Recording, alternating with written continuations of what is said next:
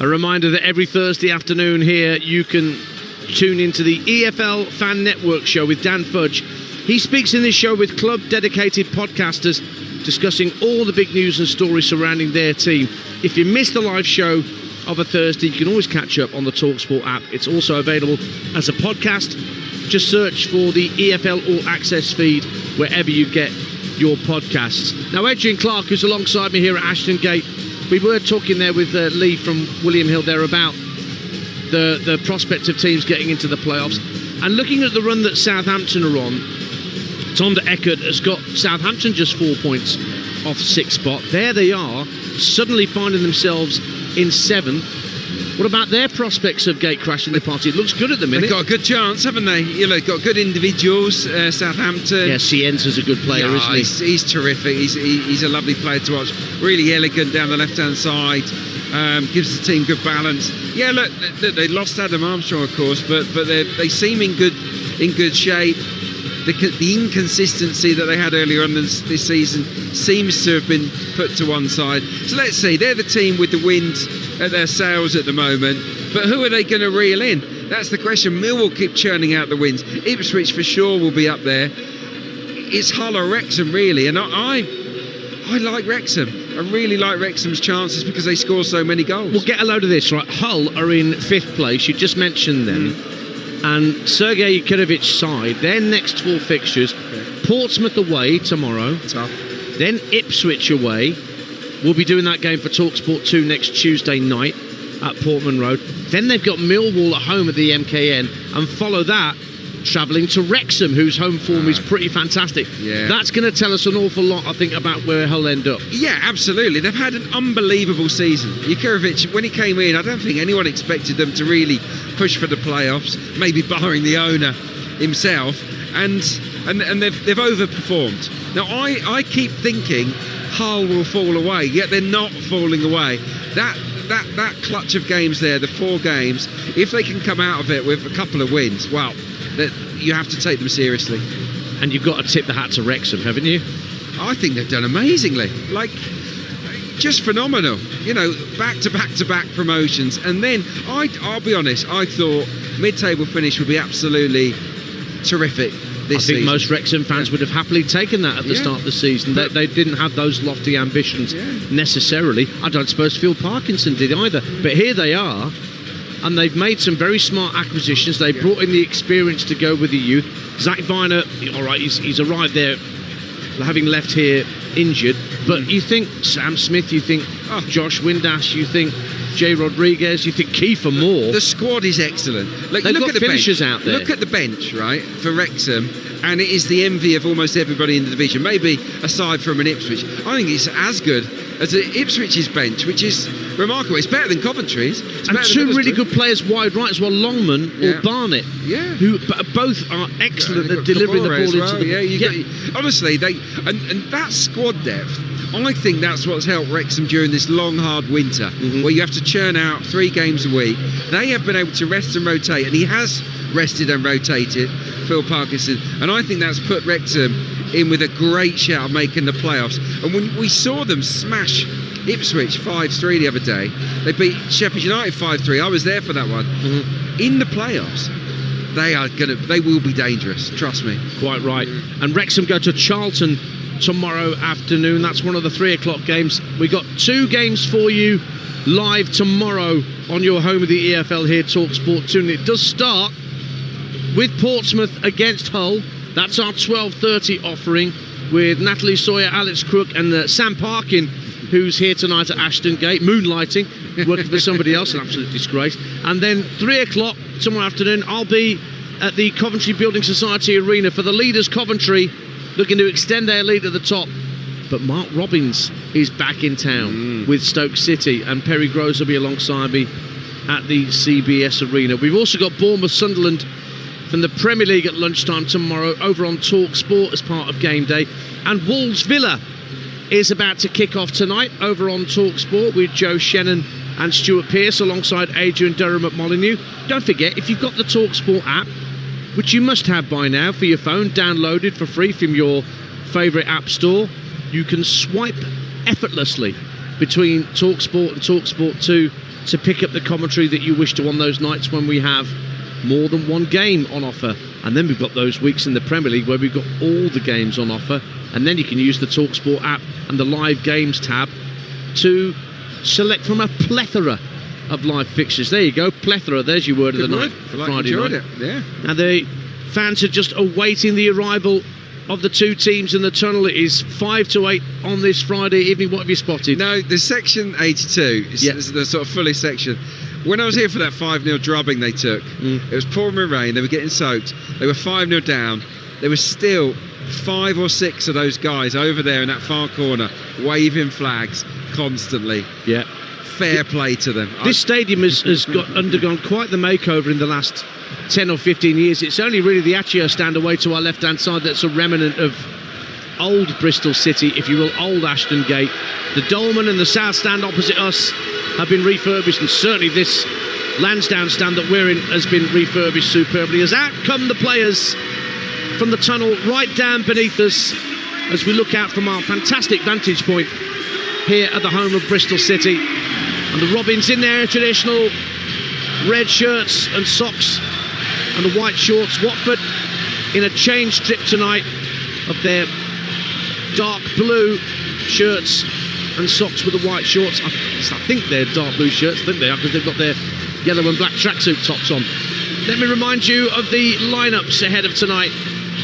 Radek Vitek is in goal for Bristol City. George Tanner, Noah Ayler and Ross McCrory are the 3 centre-halves. Mark Sykes, Jason Knight, Adam Randall and Neto Borges across midfield. And then Tommy Horvath and Scott Twine in support of Emil Rees in attack. For Watford, Egil Selvik, their goalkeeper.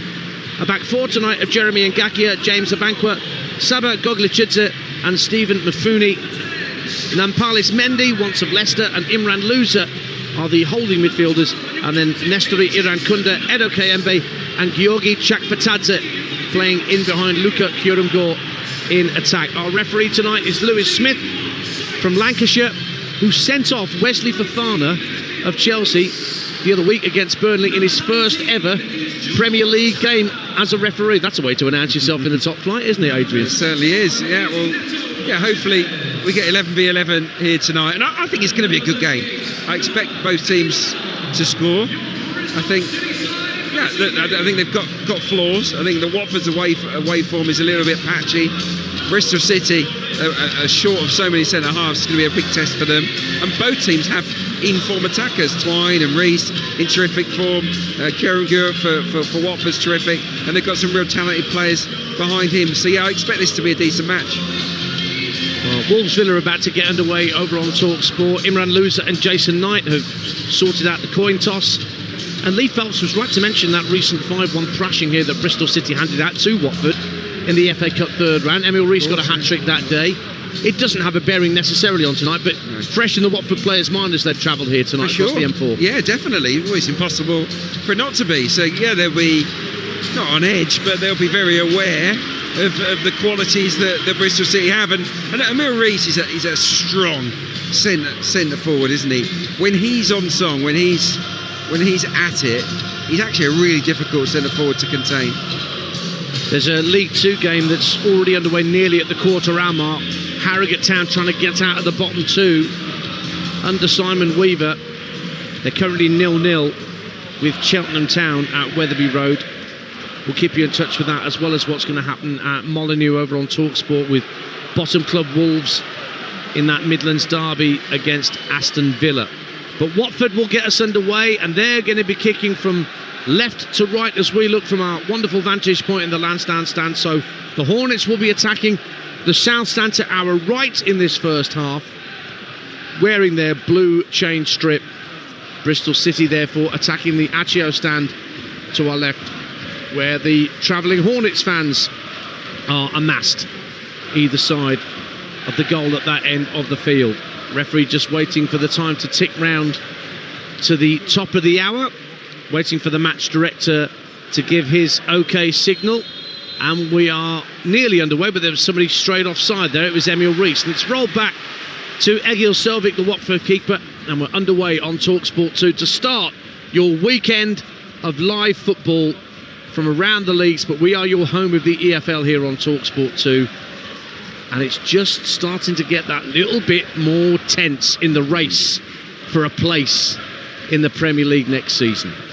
Yeah, look, it's the business end, isn't it? I think we can say that the running starts now, can't we? And this is a big game for both sides, because the winner will certainly feel that, yeah, we're in with a shot here. Lose tonight, and that gap, especially if rivals win across the rest of this weekend, and it will seem a long way off. So it's a really important 90 minutes. Most teams have got 12 games to play before we get to who finishes where and who gets into the post-season jamboree of the playoffs. Watford thumped the ball forward, but Bristol City control it back. McCrory tucks it down the left-hand side, but it's cleared away by Watford. Chakvetadze puts pressure on Sykes, but he manages to roll it back, and George Tanner will clip it out to the right-hand side and get it back again inside his own half. It is definitely three at the back, but it looks like Borges, who's playing as the third centre half, Adrian, and McCrory's playing as the left wing back. Yeah, look, it must be a little bit frustrating for Borges in particular, because he's created a lot of chances this season. He loves to bomb forward and put crosses in. They'll just have to tag team, I guess. Oh, good ball out to the right-hand side. Sykes is onto it for Bristol City, swirls the crossing. McCrory keeps it alive by hooking it in the air, and Selvik came to claim it, but it was whacked away from him. But it comes back Scott Twine's way for Bristol City. Just knocks it down for Adam Randall in midfield. Knight turns away from the attentions of the Watford midfield. It was Kayembe that was trying to close him down. And back it goes to the Bristol City back three. And Tanner fires it up to Sykes on halfway. He's being pressurised by Mfuni. And back it goes to Radek Vitek on loan from Manchester United. He's kept 9 clean sheets in his 29 league appearances for Bristol City. But as you mentioned, Adrian Clark, he was a big part of that win at Blackburn in midweek. Yeah, he was outstanding in that game. And he'll be a big player for them between now and the end of the season. Just early impressions, Bristol City's moving the ball confidently, making the pitch feel massive for Watford. The two wing-backs hugging the touchline. And what that's done, it's just created lots of space in those central areas for Knight and Randall and Twine to get onto the ball. So, yeah, good start, I think, for the home side. And Gakia with a throw for Watford, just ahead of the 18-yard line on this near side, the Watford right. Looking for a bit of movement. Losers sort of jostling for position with his opposite number, Scott Twine. And Gakia sends it up to halfway. It's brought down by Kayembe, who's under pressure from Aylett. And he's given away a free kick as the recently arrived Swede, and it's a quickly taken free kick by Loser, who's always got his head up looking for what's around him, and Mfuni sends it out to the left hand side for the dangerous Georgi Chakvetadze, the Georgian, who had a wonderful European Championships last year. He's a talent, yeah. And frankly, I was surprised he was still a Watford player, and that's no offence to Watford, but I thought he was Premier League quality. Now Iran Kunda start to burst down the right-hand side, wins the shoulder charge with McCrory, sent into the area, but not quite enough pace on the cross there, as it was sent into the box by Nampalys Mendy. And here come Bristol City trying to release Twine over the halfway line. The ball bounces into his path. Abankwah trying to get back at him and got enough on the ball and hooked it out of play for a Bristol City throw. That was a proper 50-50 scrap for possession of a bouncing ball. 0-0. Yeah, they just went a little bit more direct there. Twine made a great run and he got on the end of the bouncing ball, but he hasn't got electric pace. He's a wonderful technician. We know that, Scott Twine. He's not going to explode away from Abankwah there, who got back in very quickly. 4 minutes gone. 0-0 on Talksport 2. Bristol City with a chance to get within a point of Wrexham if they get all three here tonight at home. And a foul by Twine on Nampalys Mendy just inside the Watford half, so the Hornets will have a free kick. Watford earned a draw against Bristol City at home last November. It was an early goal from Mark Bowler, but Scott Twine equalised just shy of the half hour. And again, that was a game where the Hornets had a lot of efforts, 15-9 in their favour, but Bristol City held out for a precious point. Gone behind for a Bristol City goal kick away to our right, 0-0. Yeah, looking at the central midfield, I think it's a really good sort of battleground here tonight. Nampalys Mendy, very experienced. Imran Louza, just a wonderful all-round central midfielder up against Randall and Knight, who will always give you everything week in, week out. They both do, are good on the ball, but also good without it. I think, it'll be fascinating to see who wins that particular battle tonight. Reece with a good flick on, but just couldn't quite profit from it there. Tommy Horvath, who's not really got involved yet, wearing gloves tonight. Tommy Horvath on what is, I have to say, a very mild night in the West Country. It was mild up at Middlesbrough. I couldn't believe it. I was up at Middlesbrough on Tuesday. Yeah, it was mild. Yeah. No need for a hat or gloves. Yeah. Very pleasant. No, it's the end of February. I'm hoping that's the end of this very cold, wet winter. Now here's Chak Fatadze slipping the ball into the box for Kayembe. Across for Kyungo. Watford lead. Brilliant start for the Hornets. Kayembe played it across the face of goal, and Kyungo went in at the near post and steered it into the roof of the net from the tightest of angles, right in front, but he still manages to beat Vitek. And Watford have their noses in front as the race for a place in the playoffs intensifies. 6 gone. It's Bristol City 0, Watford 1. Well, I said I fancy goals tonight, and we've got a nice early one. It's a really good improvised finish, isn't it?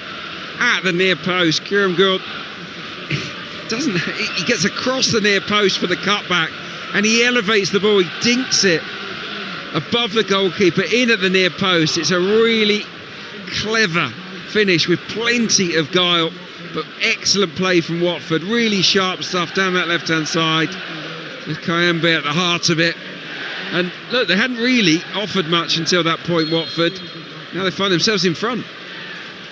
7 minutes played, and the 9th goal of the season for Luka Kurumgor, aided and abetted by Chak Fatadze and Kayembe with that play down the left-hand side, and just got in front of his centre-half at the near post, and Vitek looked to have the near post guarded, but the ball was sort of hit upwards by Kurumgor, making it difficult for Vitek to throw his hands up. Before he knew it, it was in the roof of the net behind him. It was an unusual finish, wasn't it? It was not the kind of finish you see that often at the near post, but I would credit him. I think it was absolutely deliberate from Kurumgor, and yeah, look, he's a man in form, isn't he? Now Mendy looks for the goal scorer Kurumgor, works it out to Ngakia, level with the 18-yard line, swings a deep cross in, too deep for Kayembe. Chak Fatadze is giving chase, but Sykes gets there first and just hooks the ball away from the Georgian, tries to play it up to Reece on halfway, but a banquet is there for Watford, slightly out of position. Mendy looks to flick it out to the left wing, but it's out of play for a Bristol City throw. On Talksport 2, 8 minutes gone, so already the deadlock broken in our Friday night football here at Ashton Gate. Out it goes to the left-hand side nearest to us, and Ross McCrory, and he'll give it back to Neto Borges. Jason Knight now picks the ball up in the centre circle. Square ball to his right for Tanner. Tanner looking to release Sykes down the right-hand side. And Fooney protects it well, goes behind. He's a centre-half really by trade, Stephen Fooney, on loan from Manchester City. It's his first loan out as a player. Yeah. 6th appearance tonight. And that's quite capable defending in that position there, Adrian Clark. Yeah, and he was trying to get the visiting fans up as well, wasn't he? Sort of gesturing there as he saw the ball out.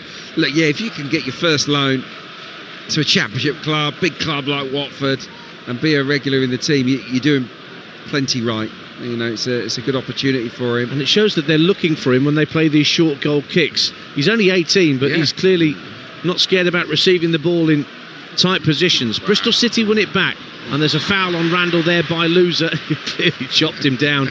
Easy decision for the referee to give a free kick there for Bristol City, who trail by a goal to nil. If you're just tuning into EFL Live this Friday evening, 9.5 minutes gone at Ashton Gate. Jason Knight lays it back to George Tanner. Now it's with Noah Ayler. Ayler, a recent arrival, joined from New York Red Bulls in the end of the January transfer window, played for Malmo and Mjällby in his native country, former Swedish under-21. He's got a bit of pedigree, hasn't he? He's played at a decent level. That was good play, wasn't it? I think they'll be disappointed, Bristol City, with the way they defended the goal.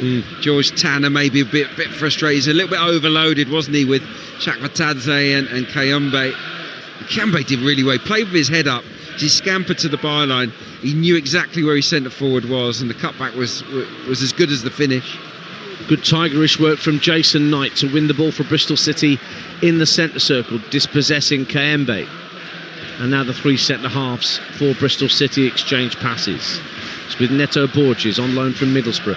Fires it out to McCrory right down beneath our commentary position, but Irankunda does enough to put him off. Kurungo chests it down for Irankunda, but there was a handball from the Aussie. And so a free kick for Bristol City now, just shy of the halfway line. Looking forward to seeing Irankunda tonight. You know, you see the highlights reels, you see some of the goals he scores. You know, he's clearly a player with match-winning ability. Hasn't delivered maybe consistently for Watford, but you know he's got a lot of ability. Well, free kicks won by Ross McCrory, brought down by Ngakia. I was speaking to Chris Owelemo, who I was doing commentary with on Stuttgart Celtic last night. He watched Watford lose to Ipswich, and he felt that Irankunda was a lucky boy not to get a yellow card, a second yellow card, and get a red. Yeah. So there's still a rawness to him. Yeah. Well, having Garcia left, really, basically, I think part of the reason he left was that he felt that this was a really naive team.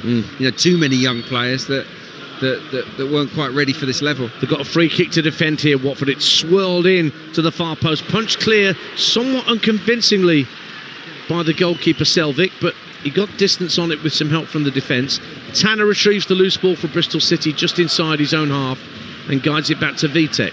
Square ball just to his left for Borges. Bit of space for Jason Knight in the centre of his own half. Plays it up to halfway and it's laid back by Twine for Borges. 12 minutes gone on Talksport 2. You're home with the EFL. Bristol City 0, Watford 1. Luca Kurungo on 7 minutes, giving the Hornets the lead with what was their first real attack at the Bristol City goal, and boy did it pay dividends. So that means they're in 7th in the as it stands table. They've gone past Bristol City in the standings, so that means that they are the closest to Wrexham, 3 points off the Dragons, who, as I mentioned before, play tomorrow at Charlton. Yeah, it's a match they'll fancy winning, isn't it? It'll be easy, but it'll be favourites to win there, I'm sure, Wrexham. But look, there's plenty of time here for Bristol City to get back into the game. It's important that the crowd stay with the team as well. Well, no suggestion that there's any toxicity here quite yet. Well, there was, yeah, there was. There was at the 5-0 against Derby. There really was, yeah, it was. But at that point, it was coming towards the end of the transfer window. They'd just seen two of their favourites leave. You know, they hadn't really signed anybody of note by that point, so there was a lot of frustration. But I think things have settled down now.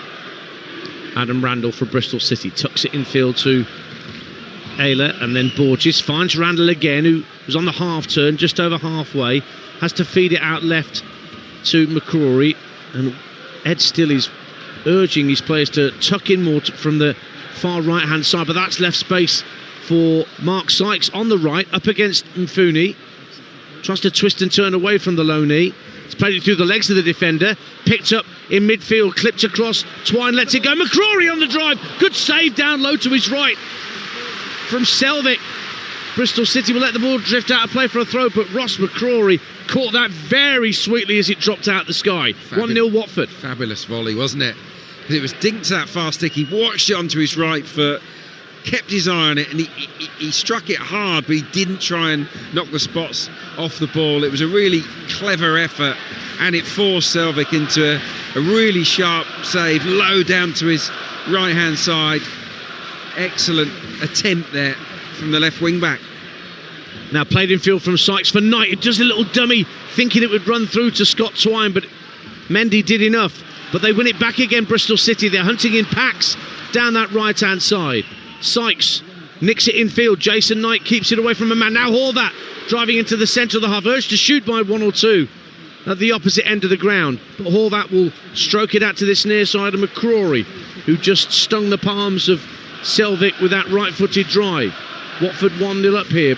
Quarter of an hour played on Talksport 2. Ayler plays it into the feet of Rees. skied in the air by the Watford defence. Loser tries to get a piece of it. Mendy lets it drop and then hoofs it over halfway. Half expecting Kyungor to make a run after it, but he was never going to catch that up. He wasn't. No, you can see they've worked really hard in their shape. Out of possession, it's a very defined and compact 4-4-2 for Watford, with Kayembe going to press as well. Ed Steele, you watch him in that technical area. He's coaching constantly, isn't he? He's sort of micromanaging every little situation down there. Whether that's helpful or not will probably depend on the individuals. I never used to like that particularly, but it can be effective. Well, you had enough balls with Nathan Jones in your ear, didn't you? Yeah, this is true. Little back heel from Randall into the area, but Abankwah's got plenty of time just to size up his options. Loser chips it down the right-hand side. Lovely clearance, found Irankunda, but he can't get the head back to him from Kurumgor. It's swung into the area by Horvat, but Mfuni very calmly brings it down inside his own area and rolls it out to Chakfatadze, who's running back towards his own dead ball line under pressure from George Tanner, and Bristol City end up winning a throw on the right-hand side. 1-0 Watford. Yeah. Well, Struber's known for his team's pressing. They always work hard out of possession, and we're seeing that, aren't we, from the Robins here. I'll tell you what, Mfuni has really impressed me in the early stages. Yeah, looks good, doesn't he? Seems calm. I think that's always the way, a good sign, especially for a young player. Are they flustered by the level? No, he clearly isn't. He's very, very comfortable. That's Adrian Clark alongside me, Ian Danter, former Arsenal and Southend winger. You're listening to EFL Live on Talksport 2 with McDonald's. Order delivery on the McDonald's app from 11 a.m. 18 plus. Fees apply to delivery orders, subject to availability. Price may vary. Watford 1-0 up, but they've got some more defending to do because Mark Sykes tries to get past Mfuni on that right hand side. It comes off the young defender, and Bristol City have a corner at the Accio end away to our left hand side. Watford 1-0 up. Yeah, there's a couple of times they've moved the ball really nicely, smoothly towards the right hand side. Bristol City, it was a lovely pass, one touch from Jason Knight into the path of Sykes, who will bomb up and down all night long. That's not a problem for him. And Mfuni was there, did enough, but he couldn't prevent the corner. Taken short by Twine to find Horvat, who gives it back to Twine, right hand corner of the area, chips it to the far post. It's overhit.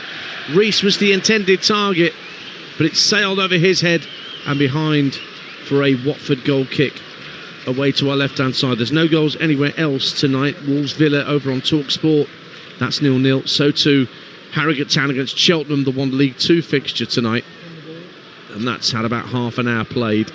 Don't forget, tomorrow plenty of live football for you at 12:30 on Talksport. You've got Bournemouth against Sunderland in the Premier League at the same time here on Talksport 2. Portsmouth against Hull City, and we'll follow that up with the Championship leaders Coventry at home to Stoke. That's the 3 o'clock game. Myself and Perry Groves will bring you full commentary on that one and keep you updated with all the goals elsewhere around the country. Kayembe for Watford tries to look for Chakfatadze with a floated pass, but it's overhit and out of play for a throw to Bristol City, managed by Gerhard Struber, appointed in June.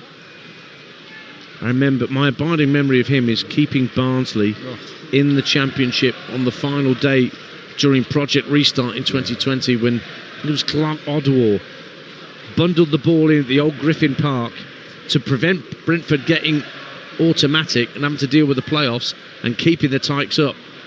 He did a Barry Fry that night, Gerhard Struber. He ran down the touchline I love it. to celebrate with his players. It was a good moment. Yeah, no, it was, and that he made a massive impression at Oakwell. I don't think they've ever been the same since, really. No, perhaps not. And look, I think that's what he did there is why he got this job.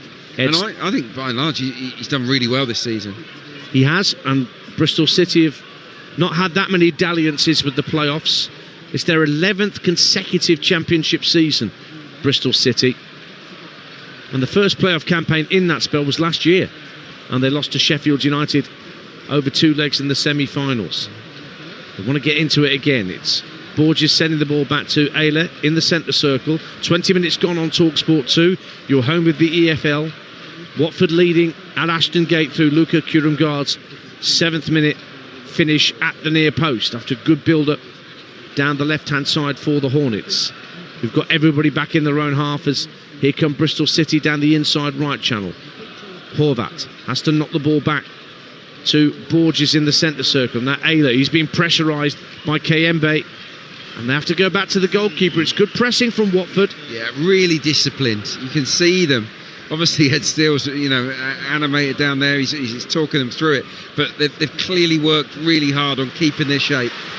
Deflection works the way of Mark Sykes, who works the ball out to Horvat on the right-hand side, level with the 18-yard line, goes round and Fooney, lays it back to Jason Knight, 30 yards out, takes a shot, comes off an arm, does it? No, says the referee, hooked away by Watford, goes out of play for a throw to Bristol City, level with the 18-yard line on this left-hand side. Yeah, look, we don't have the benefit of a replay here, but my instinct tells me that would have been a bit harsh. It did come at the player. I think it hits the elbow, just sneaking a look on someone else's monitor. Just turned his back and it just caught the elbow, but the arm was tucked in. For me, no penalty. Don't let them know you're looking at their monitor, they'll charge you.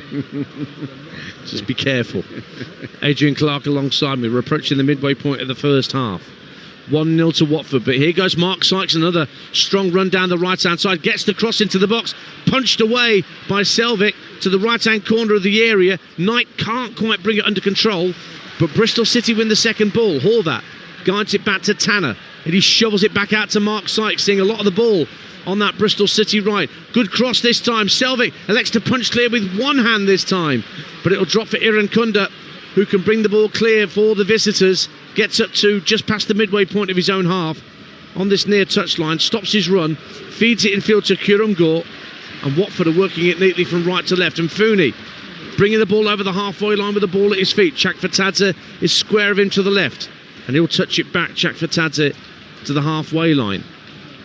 Amankwa almost slipped as he received the ball there, but he still manages to get the ball back there, and it's brought away by Goglachidze. What do you think of Selvik's punching technique? Interesting. He really paws at it, doesn't he? He doesn't mind going with one hand. Couple of very unorthodox punches we've seen already from him, but I guess that they've done the job. But I'm not sure. Not sure he's got his technique spot on there. Maybe it's a Norwegian thing. Yeah, maybe. He joined in January from Udinese, did Egil Selvik, 28 years of age. Here is Randall for Bristol City, feeding it up the left-hand side. McCrory wasn't expecting it at first. He turned his back on the ball, but he did manage to win a throw off Amankwa. And Amankwa puts it out of play on this near side, so Bristol City fire it back into the centre circle for George Tanner. 23.5 minutes gone. 1-0 to Watford here. No goals on Talksport between Wolves and Aston Villa in the early stages there. And still no goals at Wetherby Road in League 2. Harrogate Town 0, Cheltenham Town 0. And Fooney takes the ball down on his chest really sumptuously, fires it down the left-hand side and forces Tanner under no real pressure to hook it out of play for a Watford throw. 1-0 the Hornets lead. Yeah, he had a bit more time there than he thought. Tanner, he panicked a touch there. What I've got to say, when Bristol City have the ball and Watford are in their shape, 4-4-1-1, everyone's just staying in their positions. It's formulaic football from Bristol City. I want to see more chaos. Players popping up in different areas, dragging these blue shirts out of position. At the moment, Bristol City's football is a little bit football by numbers, and that's playing into their hands a touch. Watford have a throw quite close to the corner flag, away on the far side, in front of that corner between the Dolman stand and the South stand. And it will be Mfuni to take it.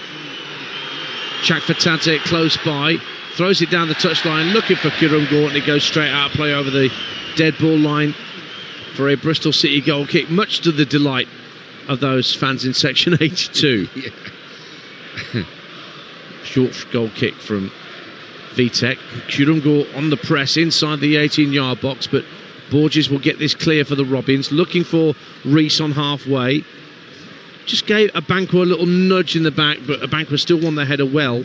Yeah, another young player that's doing really well at the moment, Abankwah. Here's Ngakia, formerly of West Ham, just lobs the ball neatly over McCrory, and now Irankunda gets away from Borges, who caught him late after the ball had gone. Neto Borges gets the first yellow card of the evening, and Watford get a free kick midway point of the Bristol City half on this right-hand side. Watford 1-0 up after 25 minutes on Talksport 2. Yeah, it was great play initially, wasn't it, from Ngakia, and he's just a little bit too quick there, Irankunda. He dives in. Neto Borges doesn't get anything of the ball, and he can have no complaints about the yellow card. And also Watford have the chance to get the big fellas up for this. Van Loozer over the ball. We know that he's got a quality left foot, but I tell you what, he's got to hoik it quite some distance. Yeah, it's not quite at the midway point of the half, in actual fact. It's about a third of the way inside Bristol City territory, but tight to this near touch line. Bristol City are very compact with a line at the edge of the D. And Loozer will swing it in left-footed. Lovely delivery. Abankwah goes up for a header, and it comes off the post and stays in play, and somehow Vitek just clutches onto it. It may have come off his own player, or it might have been Goglachidze that got the final touch, but either way, Adrian Clark, he didn't move fast enough, Vitek. It came off the post, and he almost bundled it into his own net, but survived. Incredible. Yeah, Goglachidze believes, I think, that he got the last touch. It was a beautifully flighted free kick. It comes off the back of Goglachidze's head, and it hits the post, it hits Vitek, and somehow stays out. I think it hit the post twice. The first from Goglachidze's header, and then the second from when Vitek tried to collect the loose ball right in front. Scare for Bristol City, but they are only 1-0 down. It could so easily have been 2-0. Goglachidze, another Georgian. I bet Chak Fatadze, who's in possession now, gave the Pozzo family a recommendation: go and get this guy. And so they did. Saba Goglachidze on loan from Udinese, but then if there's one thing the Pozzo family know about, it's what's happening at Udinese. Oh yeah, that's a club they know plenty about. And look, they've won another free kick. Yeah, another foul. This time it's on the opposite side. Loozer will take it. He takes pretty much everything. So instead of it being an in-swinger, it's going to be an out-swinger, potentially. Again, a very compact defensive line, just in the width of the D for Bristol City, but they're bang on the 18-yard line. Chak Fatadze leaves it for Loozer to play that out-swinger, headed out quite comfortably by Tanner. Horvat is herring after the loose ball, but Loozer very calmly deals with it. And then Ngakia plays a crossfield ball. Abankwah heads it down and into the Bristol City box, but this time for Borges to control. McCrory wants to get his head up. There's 3 Watford players hunting for the loose ball. That's a neat pass hit down the line, and Randall finds Rees. What a ball from Emil Rees to pick out Mark Sykes inside his own half, admittedly, but that was a fully 60-yard ball. That's hit first time. A proper switch of play from the big centre forward there. That was great. He made up his mind early, and he swung it right across. That wasn't a long ball, that was a long pass. Yeah, that was class. Adrian Clark alongside me, Ian Danter at Ashton Gate on this mild Friday evening. Watford leading by a goal to 0 and getting within 3 points of the playoff pack ahead of all of the weekend's football. Mention the 2 games we've got on Saturday from the Championship. Don't forget Birmingham City against Middlesbrough Monday night, 8 o'clock. Here comes Sykes down the right-hand side again, but Mfuni, so again, calmly just strides across and gets the ball clear for Watford. Loozer up to Kirungur in the centre circle. Chips the ball out to the left, looking for the run down that left-hand side, but it's been intercepted by Bristol City. And away comes Sykes, finds Knight in that right-wing position. Good ball into Horvat, who takes the ball with him into the area. Room for a shot, beaten away by the goalkeeper. Another good save from Egil Selvik. And it's cleared away by Mendy, and an offside flag's gone up for a Bristol City player who was trying to get onto the rebound after Egil Selvik was tested again, this time by Tommy Horvat. 1-0 Watford. Yeah, the Slovenian's, he's lively, isn't he? He's bright, he's busy. He's the man that they brought in to replace Anis Mehmeti. Big boots to fill. But there, he just wriggled away, didn't he? And he caught his strike beautifully, got good contact on it. And the save is decent again, isn't it? This time it's low to his left-hand side from Selvik. So he's been called into action a couple of times. They have had a lot of the ball here tonight, haven't they, Bristol City? 71% so far. Irankunda chasing after a flick on at the edge of the Bristol City box. Leaves it from Gakia, right-hand side. Thought about crossing first time, but he plays it back in field. And then Loser swings it out to Chakfatadze. Left-hand corner of the penalty area. Kayambe making a run down the left-hand side of the box. Has it now. Tanner at his back. Works it back to the Georgian Chakfatadze. And further back in field for Nampalis Mendy. Loser trying to pull the strings, as he often does for Watford, from the centre of midfield, but it's gone back out to the left-hand side. It's played behind Loser, but Irankunda can just pick it up. Smacks it goalwards, and it's only just wide. What a hit from Nestor Irankunda. So close, he's got his hands over his face. He knows how close that fizzing drive was to beating Vitek. It's only just wide of the angle of post and bar. 1-0 to Watford. That was a scorching effort, wasn't it? From Nestor Irankunda. He can hit a ball. He really can. It had dip. It had a lot of pace on it. And the keeper, Vitek, was well beaten. And it's whistled just a couple of inches past the stanchion where the post meets the bar. Really good attempts from the young winger. He hasn't scored since August. Both his goals came right at the start of the season. Boy, he was a whisker away from getting his first goal of 2026 and putting Watford firmly in control of this championship fixture. Again, Ed still urging his Watford players to feed across from the right to the left as the ball goes forward for Bristol City. Rees goes down, wanting a free kick. Twine gets a free kick after that as a banquet brings him down. Referee wasn't interested in the challenge on Emil Rees at the edge of the area, but when Twine went down a couple of yards further back, he blew the whistle, and Bristol City now have a free kick that's perfect for somebody like Twine to strike to goal from 25 yards out. Well, he is the best free kick taker in the championship, there's no doubt about that. Scott Twine, best in the EFL. That's a bold statement. I think it is, though. I mean, just look at the number of goals he scored from this kind of position. He is magnificent. Now, it'll probably be the commentator's curse here, but you just have to look through his track record. He's wonderful from this kind of range. He doesn't score tap-ins. No, and he bought the free kick. He just got his body in front, and Abankwah, he couldn't really get out of the way.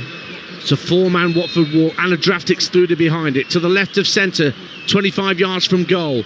Up steps Twine, right-footed, straight into the wall. Comes out to Horvath, who drives it again against the wall. It was Mfuni that came out to block the second ball. Teased out to this near side, the left, looking for Scott Twine, and it's headed out of play by Loser. And he was trying to stop one of the Watford substitutes, giving the ball quickly back to Scott Twine. Didn't like the idea of one of Scott Twine's teammates playing ball boy. Fair enough. It was a poor free kick, wasn't it? We gave him the big build up and straight into the wall. It's a better spell for Bristol City. They've had a couple of shots on target now, as they should do, really. Like I said, they've had 70% of the ball, had a lot of territory without really creating what you describe as a hatful of chances. Just over 11 minutes to half time here on Talksport 2. Bristol City 0, Watford 1, as it's been since around the 7th minute when Luka Kurumgor expertly steered a cross in from the dead ball line in at the near post, somehow squeezed it past the defender and Vitek on the goal line. And it's 1-0 to the Hornets, who have a decent away record lately. They've not won that many, but only one defeat in 7 on the road, and that was at Southampton, who are banging form earlier this month. A lot of draws, aren't there? Yes. On the road. You could look at your stats in different ways. I looked at it and thought, they've won once since New Year's Day. Not great, but they have been picking up points. A banquet thumps it clear for Watford, looking for Kurumgor on halfway. Ayler deals with it well enough at the back for Bristol City. McCrory, right in front of his manager, Gerhard Struber, patrolling his technical area. Emil Rees brings the ball down, spins away from one challenge, but Ngakia brought him down. Another free kick to Bristol City, but this is just past the midway point of the Watford half. Jason Knight putting it in the position that the referee wants it to be in, and now he's marching Imran Loser back. for where he wants him to stand, but of course Lewis has not moved back yet. Now he's had the instruction, he stands behind the old shaving foam that's on the pitch. So we're into the last 10 minutes of the first half. Bristol City, they forced Egil Selvik into 2 very good snap saves, but it's Watford who have their noses in front. Watford holding their defensive line right on 18 yards as Horvat swings a left-footed free kick into the box, drifts out to the right-hand side as Watford head it clear. Randall puts it back in with a fierce cross. Twine! It's a header that brings Bristol City level. Great cross from Adam Randall, really fiercely struck, and Scott Twine stooped to head it home from 4 yards out, expertly guided past Selvik, who couldn't keep it out. And for all Bristol City's possession, they finally get themselves level in this crucial championship fixture. Scott Twine makes it Bristol City 1, Watford 1. That's not just any cross. That is a wonder cross. Unplayable, undefendable. From Adam Randall, as Scott Twine dives to meet it beautifully. It's a textbook header, goes through the goalkeeper's arms, but for me it's all about the delivery. That is top draw. Just aching for somebody to get on the end of it. It's exactly what Scott Twine did for his 10th goal of the season, and back-to-back goals as well for Twine, who scored in the 2-1 win at Blackburn in midweek. All square on Talksport 2. 1-1. And we've still got a good 7 or 8 minutes to go of the first half, as Ngakia tries to keep the ball in play at the dead ball line but can't do so. And now the atmosphere's changed a wee bit around Ashton Gate, Adrian Clark. It has, yeah. It's a lot more noise, smiles on faces. It was a great goal. It was a really enjoyable goal to watch, wasn't it? I love seeing a ball whipped in at a real pace like that. That wasn't hung up in the air, was it? That was a proper whip from Randall. And Twine, look, he's into double figures now for the season. I would hazard a guess he doesn't score loads of headers. It doesn't feel to me like... No, it's all 25-yard disbusters most of the time, isn't it? Exactly, so he'll be chuffed to bits with the way he got the contact on the ball with his head. I'm willing to bet that Scott Twine has never scored a tap-in. You're listening to EFL Live on Talksport 2 with McDonald's. Order delivery on the McDonald's app from 11 a.m, 18 plus. Fees apply to delivery orders, subject to availability even. Get your teeth in, Danta. Price may vary. It's 1-1. 38 minutes played. Long ball downfield for Bristol City, volleyed back up to halfway by Mfuni. Horvat wrestling for possession with Mendy. Drops on halfway for Jason Knight. Very tight on that right-hand side. It's good work from Horvat. He looks a handful on that midfield for Bristol City, arriving from Sturm Graz, as you rightly say, Adrian, a replacement for Anis Mehmeti. Yeah, he's a full international. You know, he's a good player. He looks a good pickup. He's started very, very brightly. I think ultimately he'll be judged on goals and assists, won't he? But playing in that 10 role. I guess if there's one thing Gerhard Struber will know about, it's the Austrian league. Yes, good point. Yeah. Although Horvat is of Slovenian extraction, but he made well over 150 appearances for Sturm Graz in their midfield.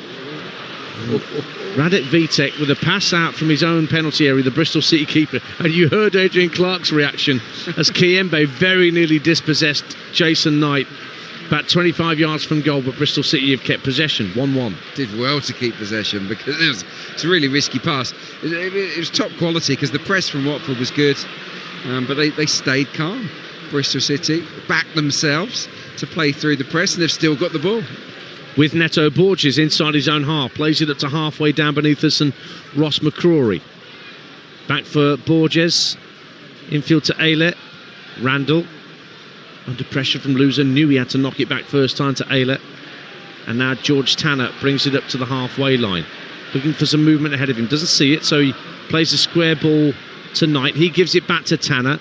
Rees has come short for the ball, pulling away from the Watford back line. Still in the centre circle with Bristol City, and Adam Randall, whose fierce cross led to that equaliser. McCrory up against his opposite number, Ngakia, on this near side of the Bristol City left, forced to go back into his own half. We've got 5 minutes to go in the first half. here on Talksport 2.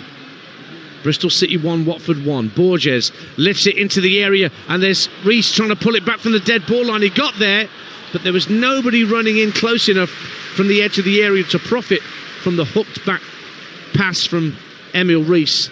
And the goalkeeper for Watford, Selvik, could plunge on top of it. 1-1. Yeah, I like Bristol City when they go a little bit longer, when they play those searching balls in the channels, because Emil Reese, he's a willing worker. He will make run after run, and did well to get on the end of that one, and he just cut the ball back, unfortunately not to a red shirt, but the idea was good. Imran Loza steers the ball across from right to left for Mfuni. Now Chakfatadze plays the ball back in field to Mfuni. He's seen Chakfatadze go again. He'll keep it in play down by the corner flag on that far side. 3 waiting for a cross in Watford blue, but Chakfatadze is running away from the dead ball line now, under pressure from Sykes, and the ball ends up back in the centre circle with Abankwah, and he's under pressure from Bristol City's goal scorer Twine, and they have to go all the way back to Selvik. This time it's Bristol City with a good press. Yeah, and it was applauded, it was appreciated by this Ashton Gate crowd, who are engaged now, aren't they? They're into this match. And look, it's a difficult game to call, isn't it, at the moment? It's sort of got a nice ebb and flow to it. Well, I don't know where my 50p's going. No, exactly. It's fairly open, and both teams, I think, have come here tonight to win. And the incentive is there for both, given where they are on the table and what they can achieve with the 3 points and the pressure that they can put not only on their opponents tonight, but the other opponents around them in the table. Iran Kunda dispossessed by Bristol City, and a lovely ball from Randall, releasing Sykes down the right-hand side. Reese is in the area waiting for the cross. It comes in. Abankwah gets it half clear. Horvat wins a header on the 18-yard line. And Watford manages to get possession. It's Kayembe back at his own 18-yard line, who will calmly guide the ball down to Ngakia, and he can chip the ball up to halfway, but that's intercepted by Tanner.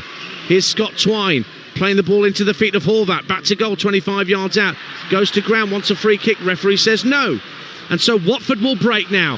Chakfatadze on the charge down the left hand side. It's 3-on-3 for a moment here as Watford come forward. Chakfatadze moves in field, takes the shot, brilliantly blocked by George Tanner, but it'll ricochet out to the left hand side where Iran Kunda retrieves it.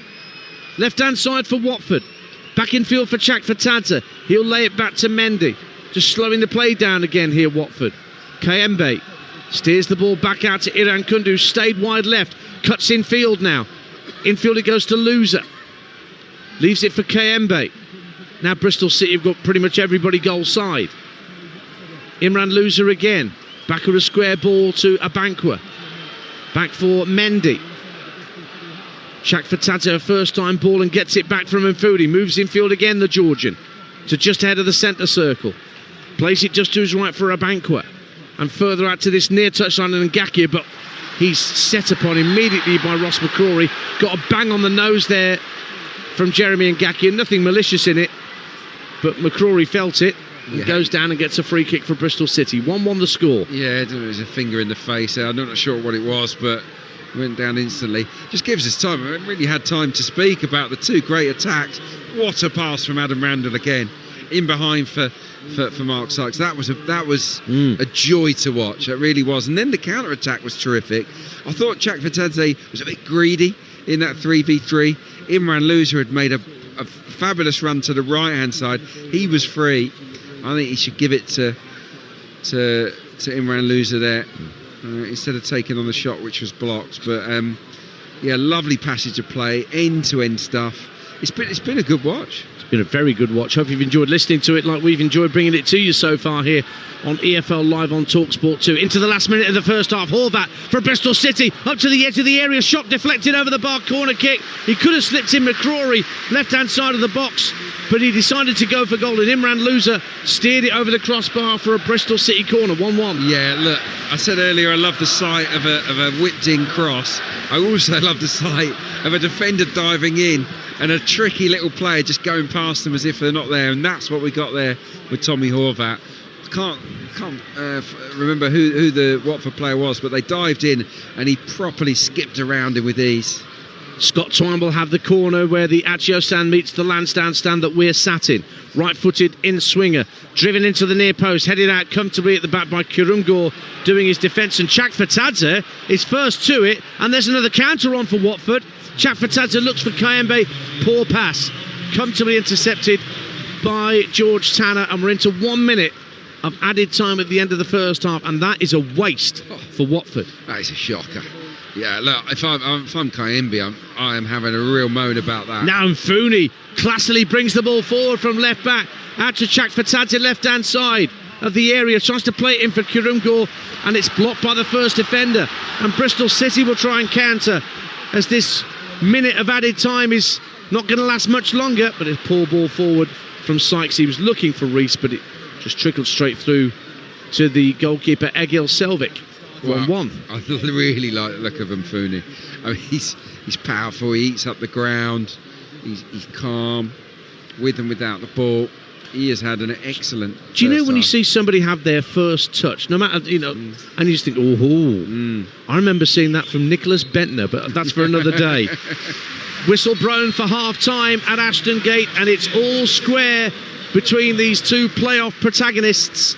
Watford, who started the evening 2 points behind their hosts, hit the front on 7 minutes. Luka Kurumgor with a neat finish at the near post from a very tight angle after lovely approach play down the Watford left from Chakfatadze and Kayembe.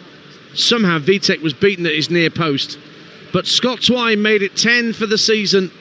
Later in the half, a fierce whipped-in cross from Adam Randall, so much pace on it, and Twine flying with a header in the 6-yard box managed to get the ball through the arms of Selvik, who'd made 2 good saves earlier in the half to deny Bristol City he could do nothing about the equaliser. And that's where we're at the break. It is Bristol City 1, Watford 1. Yeah, and I think it's a fair scoreline. I really do. I think it's been a good even game. Bristol City absolutely deserve their equaliser. They're the ones that have bossed possession. They've had more shots, you know, tested Selvik a few times before they scored as well. So, yeah, look, Bristol City have played pretty well here in this first half.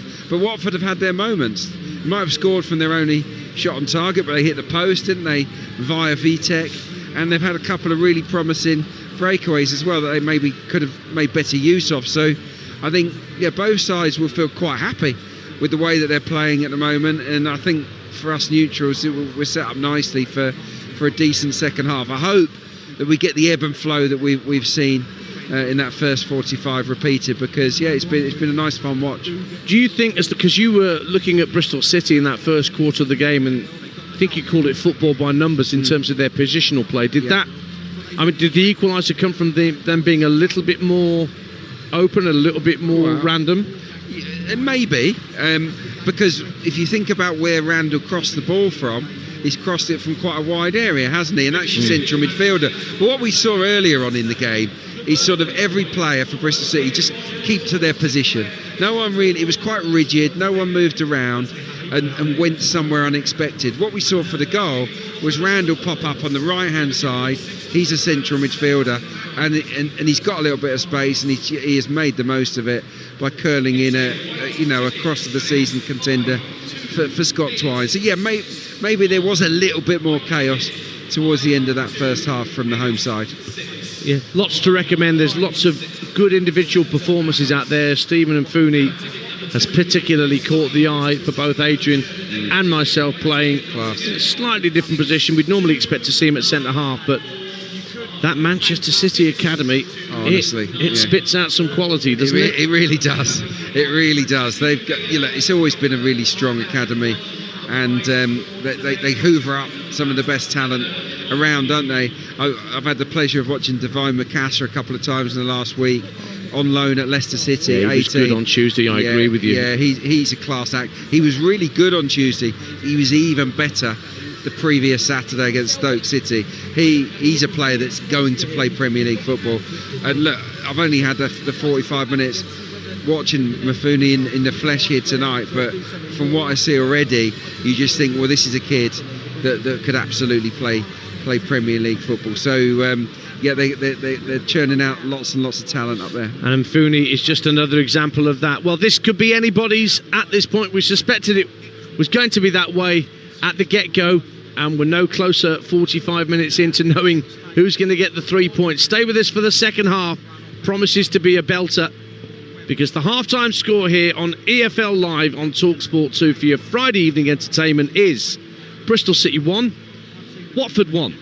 EFL Live on Talksport 2 with McDonald's. Got Big McDonald's hunger? The Big Arch is here to stay. Available from 11 a.m, subject to availability. Price and participation may vary. OK, so for my ISA investment, should I pay a flat fee or a percentage fee? A percentage fee will get bigger as my stocks and shares ISA grows.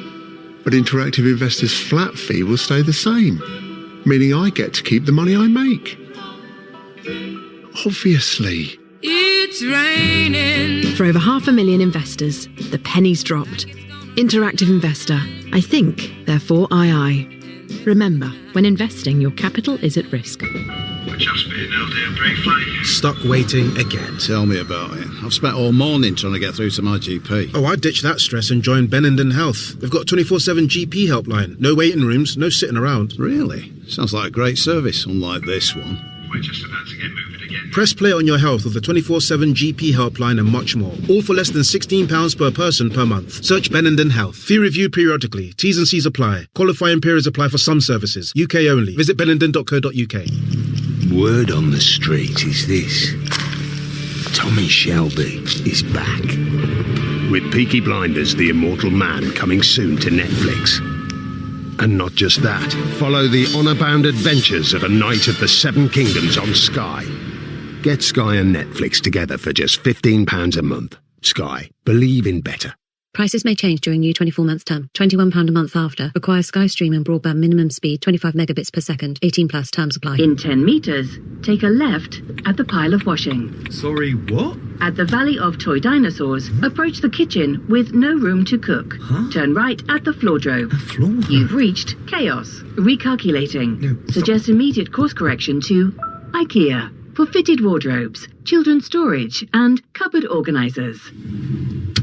Find your way back to calm. Discover smart storage at your local IKEA now. IKEA, the wonderful everyday. Ultimate Sports Radio. What a moment! This is Talksport 2. Get the UK's best sports radio station in one downloadable application. With the Talksport app on your mobile phone, you'll never be bored or on your own. The Talksport app.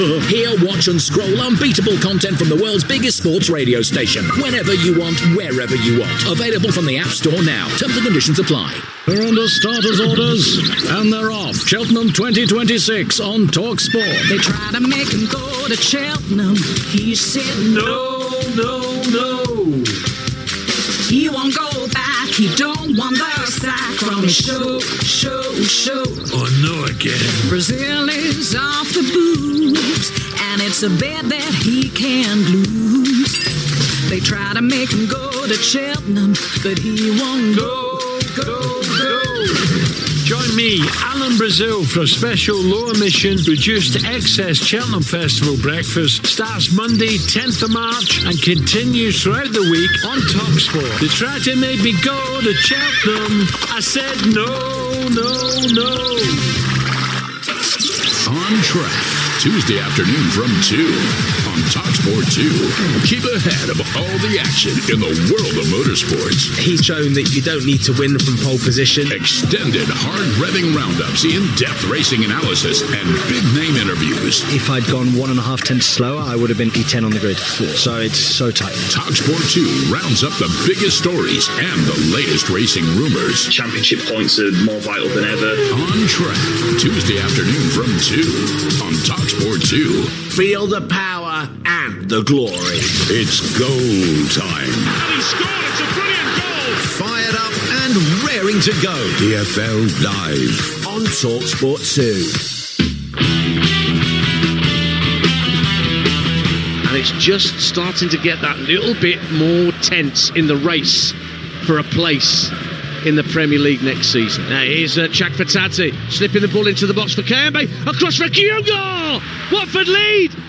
Brilliant start for the Hornets, and Watford have their noses in front as the race for a place in the playoffs intensifies. Well, I said I fancy goals tonight, and we've got a nice early one. It's a really good improvised finish, isn't it? And Loser will swing it in left-footed. Lovely delivery. Abankwah goes up for a header, and it comes off the post and stays in play, and somehow Vitek just clutches onto it. It may have come off his own player. Watford head it clear. Randall puts it back in with a fierce cross. Twine! It's a header that brings Bristol City level. Great cross from Adam Randall. Really fiercely struck, and Scott Twine stooped to head it home. That's not just any cross. That is a wonder cross. Scott Twine makes it Bristol City 1, Watford 1. You're listening to EFL Live on Talksport 2 with McDonald's. Order delivery on the McDonald's app from 11 a.m. 18 plus, fees apply to delivery orders. Subject to availability, price may vary. The half-time score here at Ashton Gate with myself, Ian Danta, and Adrian Clark, your commentary team, is Bristol City 1, Watford 1. All to play for in the second half. Watford know that a win will take them to within just 3 points of 6th place Wrexham, who go to Charlton tomorrow. Our very own Ian Abrahams caught up this week with the Hornets winger Nestori Irankunda, who very nearly scored with an absolute rocket from 25 yards in that first half. So Irankunda chatted with the Moose earlier in the week to get his thoughts on this playoff running. Is this the position beginning of the season you expected to be in? I mean, to be honest, we obviously want to be at the top, and we want to compete with every team. And to be honest, the position we're in now, I mean, we should be higher. We fell off a bit, but we're going to keep working to push to get back up to the top 6 position. Yeah. Some really good players in the team, like yourself, Bove, who's come in during the January window, Fooney at the back, who's coming from Manchester City. A lot of youth in the team as well. Is that a big plus for Watford with the run-in to come? Yeah, I mean, a lot of energy from the young players as well, including myself, and I feel like most of the people don't really understand that we're a young team, and for us to be in the position we're in, that having such a young team is actually not too bad, and we feel like we can do more, and we got the hunger to keep pushing right now. So yeah.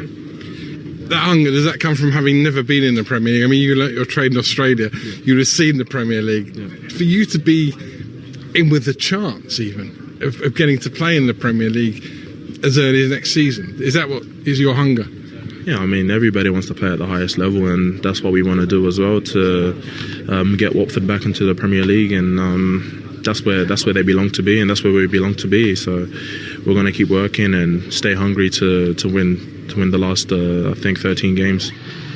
Nestori Irankunda chatting with Ian Abrahams in the week, the Hornets winger who's been out there performing in the first half that we've been watching here at Ashton Gate. 1-1. Plenty more live football coming your way tomorrow afternoon. We've got a double bill of Championship football here on Talksport 2 starting at noon with Portsmouth against Hull, followed by Coventry City, the Championship leaders, against Stoke. Mark Robbins going back to his old stomping ground.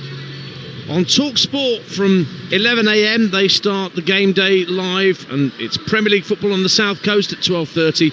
Bournemouth facing Sunderland, with both sides in the hunt for European football.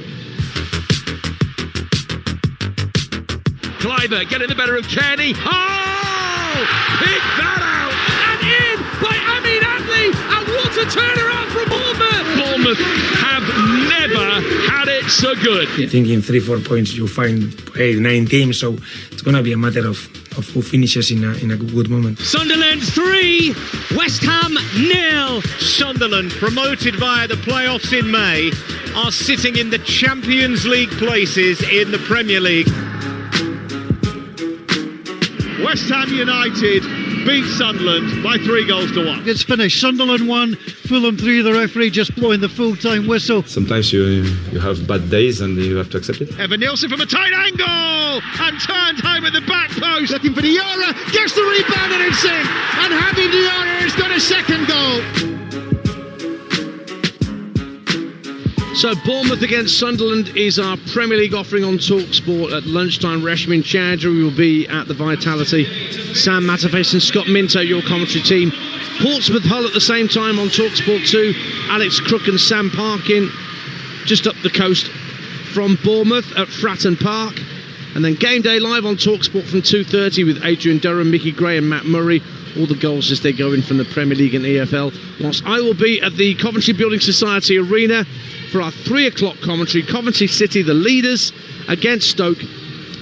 Perry Groves, the king of the puns, will be alongside me in our commentary position. And during the course of that game, I'll give you all the detail on goals going in elsewhere in the Premier League and beyond. There's 3 Premier League 3 o'clock kickoffs: Burnley, Brentford, Liverpool, West Ham and Newcastle, Everton. In the Championship, let's quickly talk about this game, Adrian Clark, because Bristol City players are out. We're waiting for Watford. How about this game? 23rd against 21st at the Kazam tomorrow. Oxford United against West Bromwich Albion. Ooh. Yeah, boy, I mean, boy. It's one that both sets of supporters will be watching through their hands, or from behind the sofa, or listening. You know, it might be behind their seats in the stands. Exactly. Yeah, it's very nervy. Look, hand on heart, I don't think Oxford have got enough to survive, but they could drag West Bromwich Albion right into the mire, couldn't they? They're already in it, but you know, no manager at the moment, West Brom. That is a high pressure match, and not an easy match either. I'll keep you updated with goals as they go in during the course of our Coventry Stoke commentary tomorrow afternoon from 3 right here on Talksport 2. Make a date to join me and Perry Groves and Natalie Sawyer for that.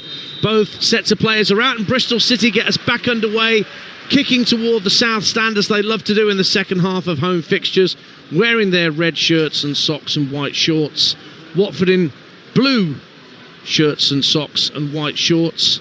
And the lineups: Vitek, the goalkeeper for Bristol City; Tanner, Ayler and Borges are the centre-halves. McCrory and Sykes out wide, Knight and Randall in the middle, and then Horvat and Twine in support of Reece in attack.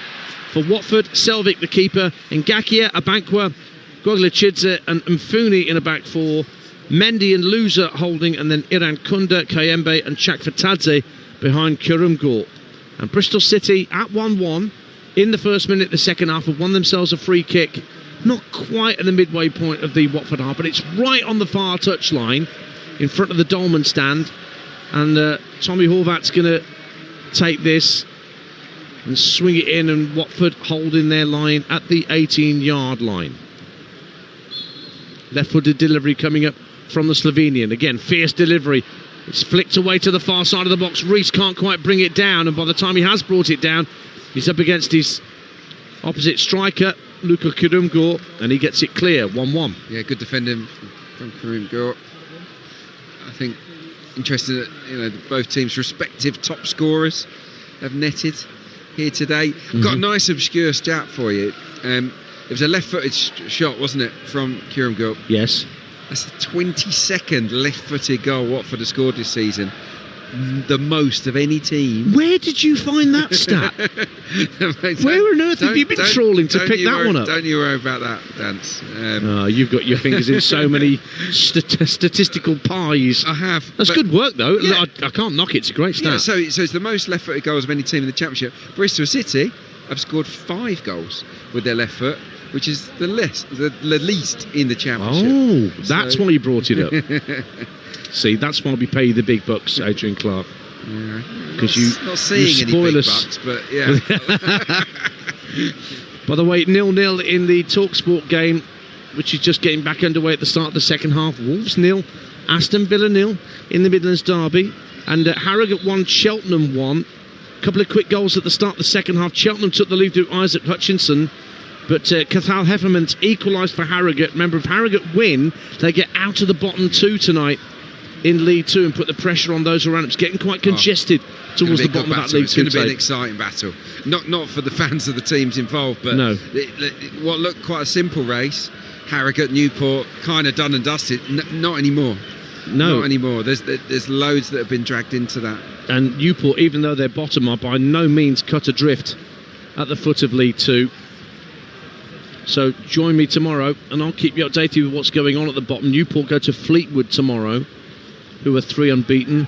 Crawley are struggling, no win in 5. They go to Oldham, who themselves are 3 unbeaten. Then there's Tranmere, who've lost 8 out of 9. They're in 18th. They go to Crewe. Some really difficult games tomorrow for those struggling towards the foot of the table. 1-1 here at Ashton Gate. Game just settling down after the restart. Watford in possession with Iran Kunda, who you heard from at half-time. Fires the ball into Kurum Gore. Heavy touch from Kurum Gore, and that allowed Bristol City to win possession back and guide it back to Radek Vitek. Good pass from Tanner to find Sykes, and that's an equally good ball to find Horvat, who's now got Emil Rees charging down the right hand side, gets into the box, looks to chop inside his defender, runs out of room, in steps Sykes, and he actually catches the defender Mendy, who was trying to clear the ball, and he stayed down inside his own penalty area, Nampalys Mendy, and it's a free kick to Watford after what looked initially, Adrian Clark, a very promising break for the home side. Well, it was a brilliant break, wasn't it? It was lovely passing football through the lines, really smooth, quick, hard to deal with, but a combination of Nampalys Mendy and Mafuni inside the box just prevented Emil Rees as he cut back onto his left foot from finding the target. I think maybe he had an opportunity, Rees, to switch, knock the ball across the face of goal. He wanted to get it onto his left foot to have a shot, and the room just wasn't there for him. Mendy made a very quick recovery, having laid still for a good 30 seconds, and here he is now winning a header just over the halfway line. Lost out with a second header to Adam Randall. He's trying to release Rees with a ball over the top down the right hand side. He gets a shove there from Goglichidze right in front of the assistant. Oh my goodness. Who has not spotted it, or if he has spotted it, he's not flagged. And that was as clear a shove in somebody's back as you're going to get. That is unbelievable. He's right next to it. Goglichidze, 2 hands on the shirt. It was the clearest foul you will see all season. Maybe it was almost like it was too close to the assistant. Now that's giving him a way out. It's a poor decision. Play on, 1-1. 5 minutes gone, second half at Ashton Gate. Live on your home of the EFL, Talksport 2. Imran Louza, the captain of Watford. Neat ball to find Ngakia just inside the Bristol City half. Lofts it into the area, looking for the run of Kurungor, but it's overhit, and Radek Vitek can catch it just outside his 6-yard box, and thought about bowling it out to Sykes on this near side, but instead he's placed it down in front of him and rolled it to his left for Aylett. Good touch from Twine to knock it back for Randall, and another super ball, from Adam Randall to pick out Sykes. He's really been hitting the passes well tonight, Randall. And now down the right hand side, it's worked in field for Bristol City. Sykes loses out though. Knight was involved down this near side too. Now Aylett looking to win the ball back on this near touchline, and he's got a throw out of Kayembe, who felt he was being fouled. Quickly taken throw forces, and Fooley to head it out of play, and Bristol City have earned a few yards there, and they've now got a throw level with the 18-yard line on this near side, the right, to be taken by Mark Sykes. Gets it back from Horvat. Now it's not back for Tanner. Aylett works it forward for Jason Knight, the captain of Bristol City. And now Aylett, under a bit of pressure from Kayembe, elects to go all the way back to his keeper, Vitek. 7 minutes gone in the second half. As we were at the break, Bristol City 1, Watford 1. Adrian Clark alongside me tonight. Yeah, and I think Bristol City have been the better side since we resumed. They have settled into it nicely, and they're the ones looking more likely. As a short pass gives Kayembe a chance to run towards goal, but Vitek, with a very, very good starting position inside his own penalty area, came out and volleyed it clear. But Watford have won the second ball, still in their possession, midway point of the Bristol City half, but the Robins have got players back behind the ball.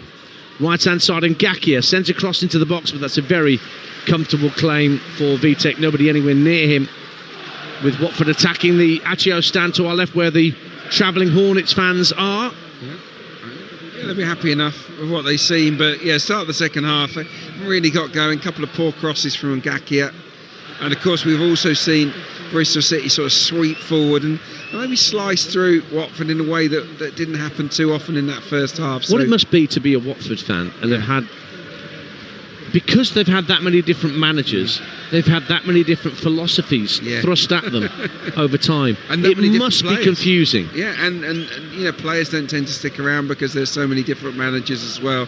It must be hard to sort of get an affinity with anyone. Iran Kunda, lovely run up to the edge of the area, but in the end, Adam Randall did enough to put him off.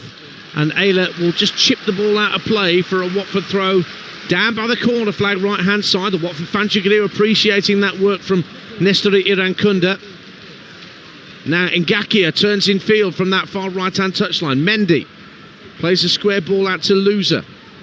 Thought about putting the ball in the box, but instead he sends it back to Gogliachidze at the edge of the centre circle. Now a Banquet out to the right-hand side. Ball in field. Irankunda wanted a foul. The referee again unmoved by that. And it's thumped downfield by Bristol City, where it's retrieved by a Banquet. Yeah, just go back to the Watford fans' point. You know, it's like they'll always support their club, but it's just forming those. You want to have relationships with managers, with players, and there's just too high a turnover, isn't there? It feels that way. Yeah, it must. Look, I'm sure that most Watford fans would prefer a little bit more stability. I'm sure they must do. I know one or two Watford fans who work in the industry. I must throw that question at them next time I see them. Throw into the Hornets in their left-back position. The impressive Stephen Mfuni's going to take it. It's only just ahead of his own 18-yard line. Not a good throw. That's not a particular strong point of his, but it still breaks for Watford. Kayembe wins it on halfway. Irankunda again gets a shove in the back, again goes down, looks at the referee, and the referee still gives nothing to the Watford number 66.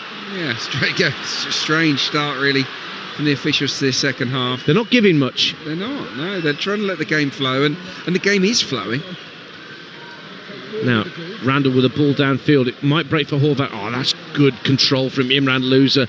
Picked the ball out the sky like he got carpet slippers on. Brilliant. And he swings it down the left-hand side for Georgi Chakfatadze into the left-hand corner of the area, running along the 18-yard line, finds Loser at the edge of the D. Good save by Vitek. Left-footed drive by Imran Loser, and Vitek plunged to his right and tips it round the post for a Watford corner. 1-1. Top-class football. That was absolutely brilliant from Imran Loser. First the touch, brings it out of the sky, then seconds later, wonderful pass to release Chakvatadze, and then on the half turn he swivels and he draws a brilliant save out of Vitek. Well, it's his corner. Loser, left-footed outswinger to come at the Accio stand end to our left-hand side. Loser sends the corner in, headed away by Ayla.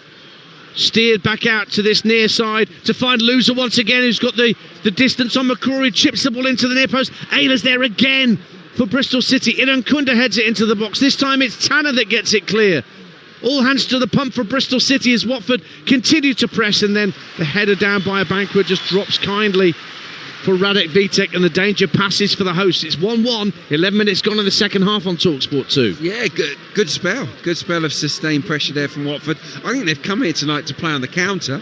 We saw that in the first half where they sat back and broke at pace, but yeah, in this second half they're taking a little bit more initiative. Maybe that's a message from Ed Steele.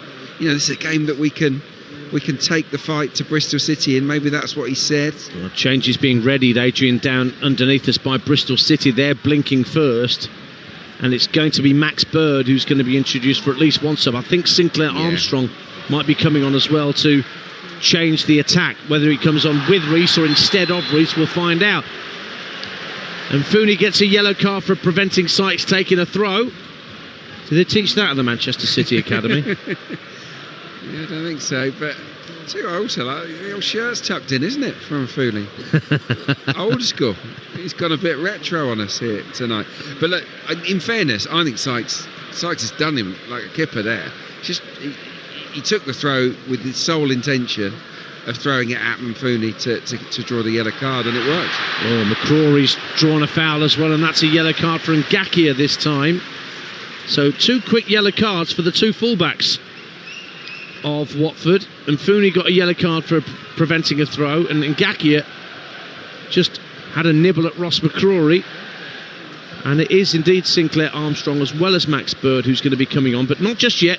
Bristol City have elected to take the free kick before they make the changes. They got the ball on halfway with Ayler. 1-1, approaching the hour on Talksport 2 for our first live championship game of 4 that we're bringing you across the weekend. Portsmouth, Hull, and then Coventry Stoke from noon tomorrow afternoon, and then Monday night Birmingham City against Middlesbrough. Plenty to play for at St Andrews on Monday night. Now Emil Rees making a run through the centre of the field, forces the centre half Goglichidze to put it out of play for a throw. He wanted a free kick, the Georgian defender. Did well, didn't he, Goglichidze? Because Rees, once he gets up ahead of steam, got a little bit about him, hasn't he? He's deceptively quick, actually. He is, and that was a good little through ball. But long throw going to be coming in from the left-hand side for Bristol City, in front of those very noisy fans in that corner of the Dolman stand and the South stand. Still Bird and Armstrong waiting to be introduced. Gerhard Struber not quite ready to make the changes just yet, with this set piece coming up for the home side. Ayler is standing nearest to the goalkeeper, Selvik. Here comes the throw. It's to around the edge of the 6-yard box, headed out by Kurungor. And then tucked back by Randall for Horvat. Out to this near side, the right, and Sykes up against a Banquet. Can he get the cross in? No, he'll lay it back instead for Tommy Horvat. Takes the ball on his left foot, swings a lovely left-footed cross in. Can they keep it in play? Ayler was the man trying to keep it in play at the dead ball line. Couldn't do so. Goal kick to Watford. And we've pretty much reached the hour mark on Talksport 2, and the changes are being made, and it is a like-for-like swap up front. Sinclair Armstrong is coming on for Emil Rees, and the other change sees the goal scorer Scott Twine making way for Max Bird. I can only assume that Twine's got a knock or something. Well, I wouldn't normally take somebody as influential as Scott Twine off unless there was a good reason for it. I don't think he has got a knock. There's no limp there for either player. Do you know what? I find both those changes quite puzzling, because Scott Twine has always got goals in him.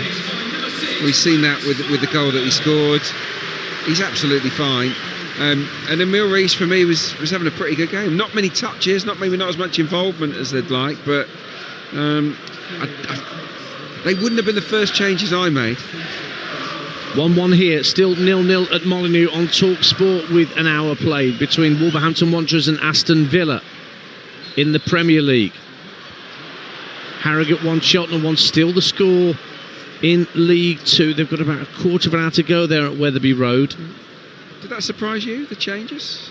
It does a little, only because Bird is not a number 10 or an attacking midfielder. He's not as attacking as Twine, is he? Yeah, he's only got 3 goals since he's been here, since he joined from Derby a year or two back.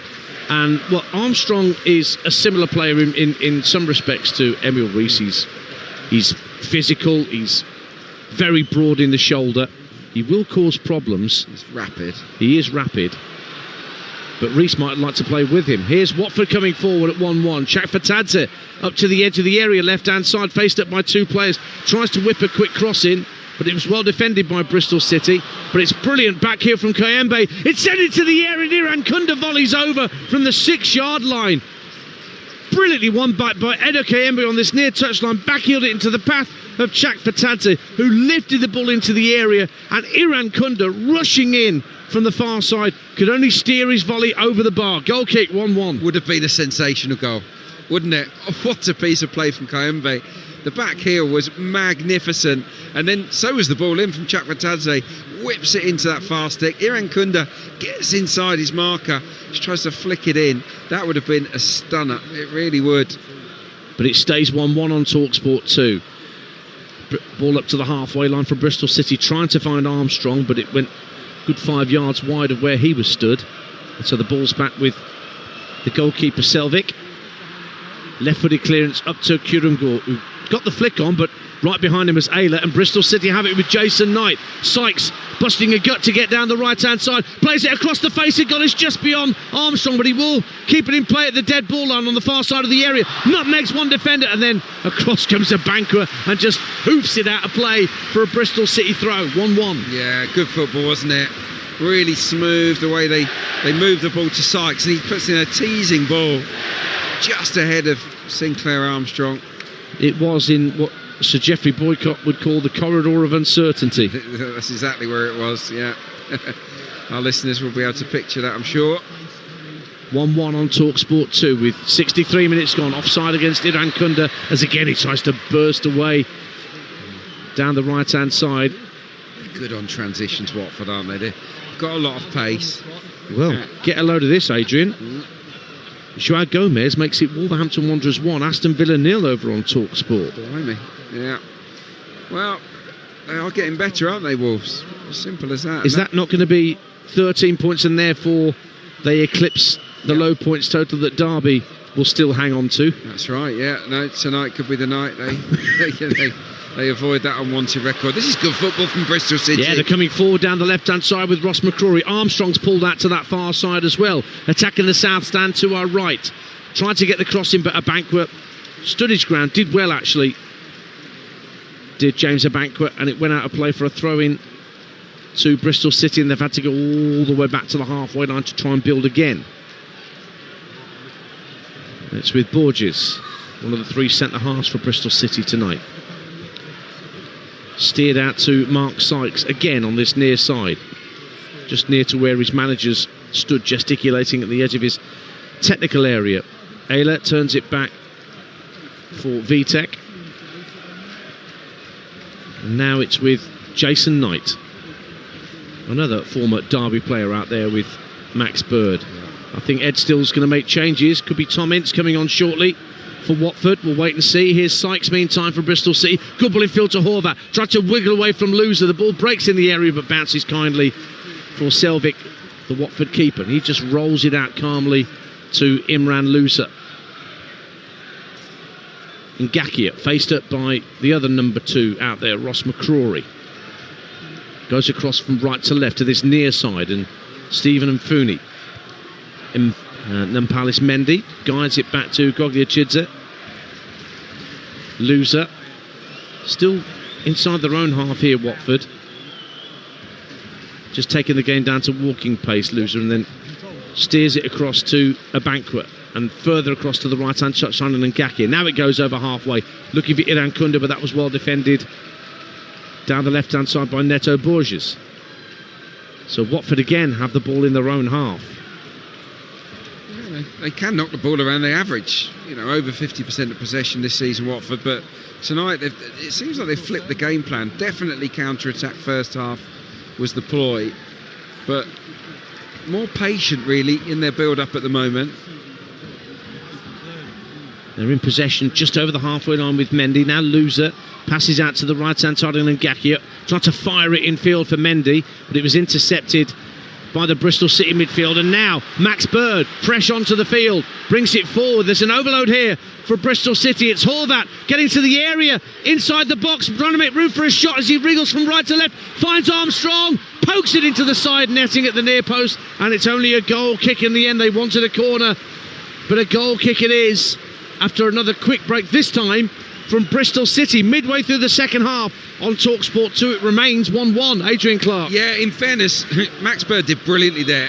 I question the substitution or the choice of substitution, but that was a really good driving run from Max Bird, playing as that left-sided number 10.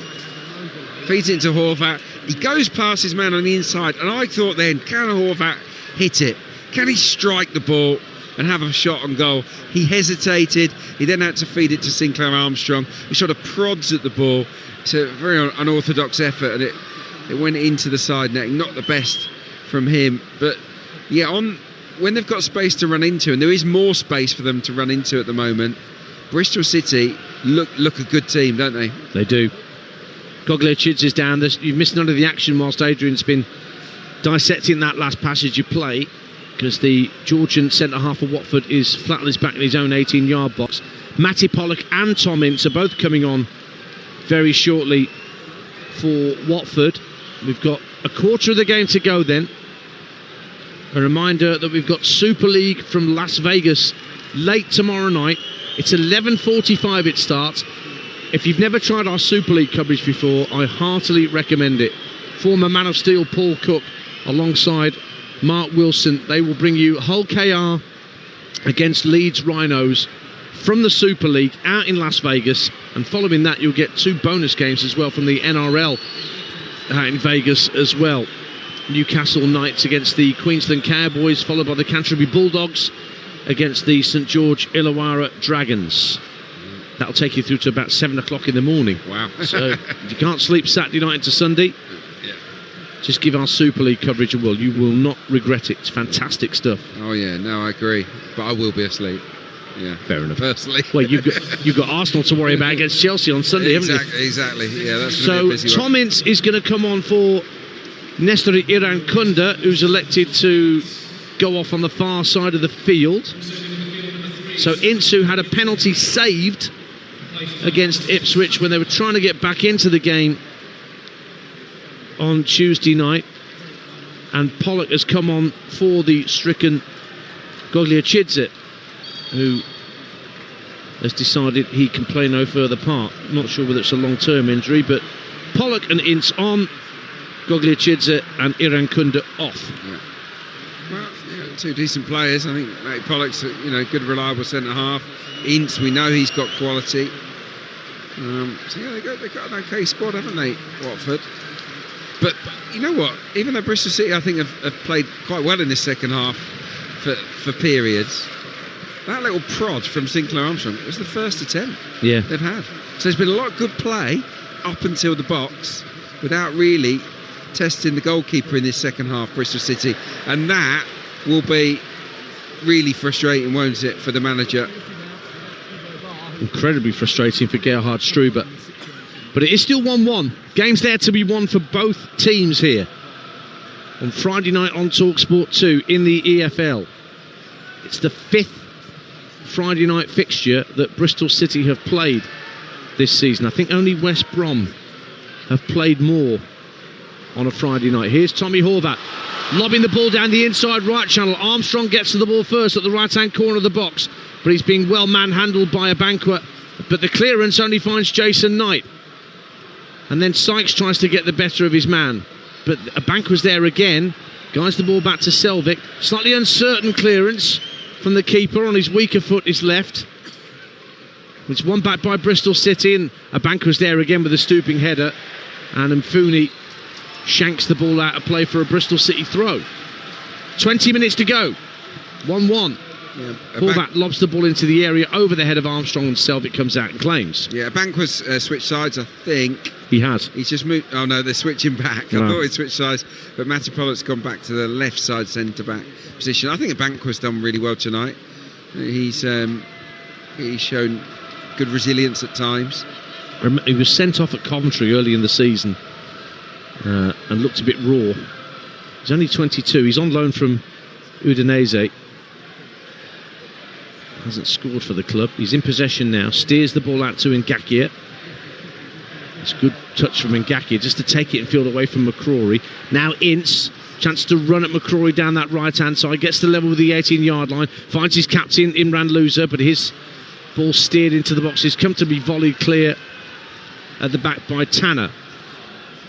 And it means that Pollock has to go all the way back to the midway point of his own half to retrieve the loose ball. Louza with another long ball downfield. Kayembe brings it out the sky beautifully, touches it infield for Ince. Ince goes for goal. It's blocked just inside the edge of the area by the Bristol City defence, and now they look to find Sinclair Armstrong, but Selvik, the goalkeeper, out of his 18-yard box, spotted it and just calmly puts it out of play for a throw. 1-1. Yeah. To be on his toes there. A couple of longer passes there. One brilliant one from Louza to Kayembe. That was magnificent. His left foot is a wand, isn't it? Nobody's ever got a wand of a right foot, have they? They've always got a wand of a left foot. Yeah, exactly. Don't know why that is, but it's a fact. Who was that? Riquelme. That was the ultimate wand of a left foot, wasn't it? Oh yeah. Although Veron wasn't bad either. Adrian Clark alongside me, Ian Danter here at Ashton Gate, as Ed Steele does his fruit as Bristol City win a free kick right in front of him. He's always gesticulating, isn't he? He's always much like Mr. Nathan Jones, your former teammate. Yeah, he's a real sort of lively presence in that technical area. He'll relax when it's done, won't he? Gerhard Struber's decided on a red and white bobble hat for these last 17 minutes.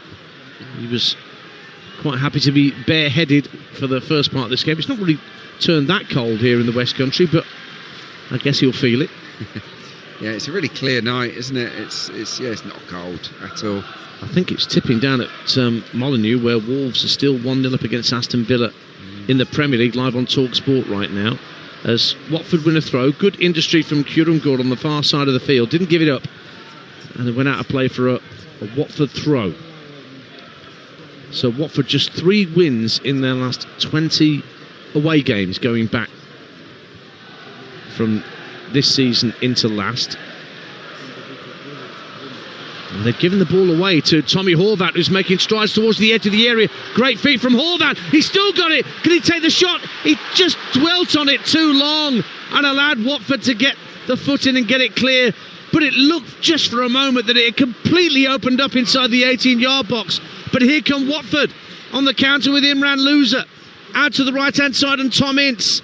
Louza's waiting for a pullback. Ince puts the ball across the face of goal, and it's turned behind by Tanner, is it? It's fairly turned behind by the head of Tanner, who put Kurumgård under pressure, and suddenly the action swung from one end of the pitch to the other, Adrian Clark. 1-1. We've seen it a lot tonight, where it just sweeps from one end to the other. It's been a really good flowing match. That breakaway was quality from Watford. It ends up with Ince. In the end, it's a sort of 50-50 between Vitek, the keeper, and Kurumgård. They both go up for it.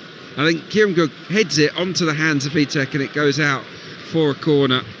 To be taken by Tom Ince at that Atcha stand end away to our left-hand side. Left-footed in swinger deep to the far post from Ince. Tanner flicks it away towards this near side. Chakfatadze just lets it roll out of play so that Watford can have a throw, which I think they're going to give to Mfuni to take a long throw. Chakfatadze's holding on to the ball. Now apparently, no, he's taking it short, as Chakfatadze to Louza. Now Mfuni tries to pick it up left-hand side of the penalty area, but couldn't get away from the attentions of Mark Sykes. Another change coming up for Bristol City, and off goes Mark Sykes to be replaced by Cameron Pring, who's normally a left-sided left wing back come left midfielder, so this might mean that McCrory comes across to the right. That's a fairly natural thing to do. Yeah, he's better on the right, McCrory. Pring is very, very left-sided. Yeah, you see they've made that switch straight away. Yeah, that might help the balance of the team, in fairness. He's a good player, Cameron Pring. He's made well over 150 appearances here since he made his debut 5 years ago. I saw him have a good loan spell at Portsmouth when he was gaining first team experience, and it is a more natural balance of right and left with the way that Bristol City now have their midfield set up. So 14 minutes to go. You're listening to EFL Live on Talksport 2 with McDonald's. Order delivery on the McDonald's app from 11 a.m. 18 plus fees applied to delivery orders subject to availability. Price may vary. Edoke Embe down the left-hand side of the penalty area. Plays it back to just outside the box. And Ngakia sights it up and scores a worldie. What a hit from Jeremy Ngakia. It was rolled back to him 30 yards from goal. He took a touch to set himself and unleashed a rocket that tore into the net at the Atcho stand end. Watford fans going crackers. Jeremy Ngakia with a rare goal for him, and Watford are back in front and back in contention for a playoff spot. 13 to go. What a goal. Bristol City 1, Watford 2. You do not stop those. It is as simple as that. Unstoppable. He cracks this so hard. And Ngakia, it's great play. It comes from a throw-in, and Kayembe cuts it back, and he takes a touch and he lashes it right into the top corner. It is a rocket. It's as simple as that from Ngakia. He doesn't get many, but that is a special strike. And Watford, well, they're knocking on the door now of the playoffs. It's his first goal since he got 2 against Oxford in October, Jeremy Ngakia. One of the longest serving players at Watford, joined in 2020 from West Ham United. He won't score a better goal in his whole career, I don't think. And now Bristol City have got to come from behind again. but they've not got long to do it. 12 minutes to go on Talksport 2. Watford going back within 3 points of Wrexham and leapfrogging their hosts here in doing so. Yeah, they've carried a threat all game, haven't they? A lot of good performances from the forward players of Watford and the midfielders. Yeah, just look at the second half, the stats. I mean, just that one tame effort from Bristol City. They played some good football in the half, but they've had no cutting edge at all. And I will go back to the substitutions. I do not think that Gerhard Struber got that call right on the hour mark. I didn't understand it. Twine and Rees are the two top scorers, and I bet you, as he stood there beneath us, I bet you wouldn't mind them both back on. He would right now. Ball scuttling around the middle of the pitch. Loser just lofts it down the left-hand side, looking for Chakvetadze. Bouncing ball, awkward for him and Ayler. But he's lost possession. McCrory runs into trouble, but it's picked up by Horvat. Little dummy from Jason Knight should allow McCrory to get onto it on this near side. Good challenge from Matty Pollock. And the ball downfield goes out of play, so it will be a Bristol City throw. It's going to get real harem-scarum now, I fancy, Adrian Clark, for this last 10 minutes. Well, they've got to go for it, haven't they? 2-1 Watford. Yeah, look, a draw doesn't really suit either team. No. So, Watford will try and hang on to this, and I expect Bristol City to throw all that they've got at Watford, and it should be a fun watch. Loser loses out to Ayler. I can just hear Perry Groves in my head now saying every loser wins. Oh, he would have absolutely used that one by now. Oh, he has used it. Yeah. I'm convinced he has. He'll be with me tomorrow at Coventry for Coventry Stoke, our 3 o'clock EFL offering. All his reference points are mostly 1980s. They're not the most modern. No. But I admire it because he's got his own style and he sticks to it. It's 1-2. Watford have the lead again as Jason Knight wins a throw. George Earthy's about to come on for Bristol City in his second loan spell here from West Ham. Armstrong backing into the defender, but it's taken off his toe by Mfunu. Again, very calmly, just takes the ball off the toe of a Bristol City player and runs away with it. Yeah, I like him. He hasn't been as standout second half, but you can tell he's a good player. Shall we say he's a prospect? He's a definite prospect. Yeah. The ball has somehow stayed in play as it's rolled along the dead ball line and forced George Tanner to give it back to his keeper. So we're into the last 9 minutes now, Adrian. 2-1 Watford. Yeah, 2 fantastic assists, by the way, from Kayembe. Got to the byline for the first, chops it back, gets to the byline for the second almost from that throw in, cuts it back. He's been a live wire. Oh, what a ball from Max Bird. It'll break from McCrory inside the box. Oh, he skewed it wide. It's a goal kick. It bounced for him inside the area, and Mfunu came across to try and block the shot. It just wouldn't quite sit down for Ross McCrory. And when he took the shot from the right-hand side of the area, cutting across it, shanked it wide. Goal kick. Watford still lead 2-1 on Talksport 2. Yeah, it's a let-off for Watford.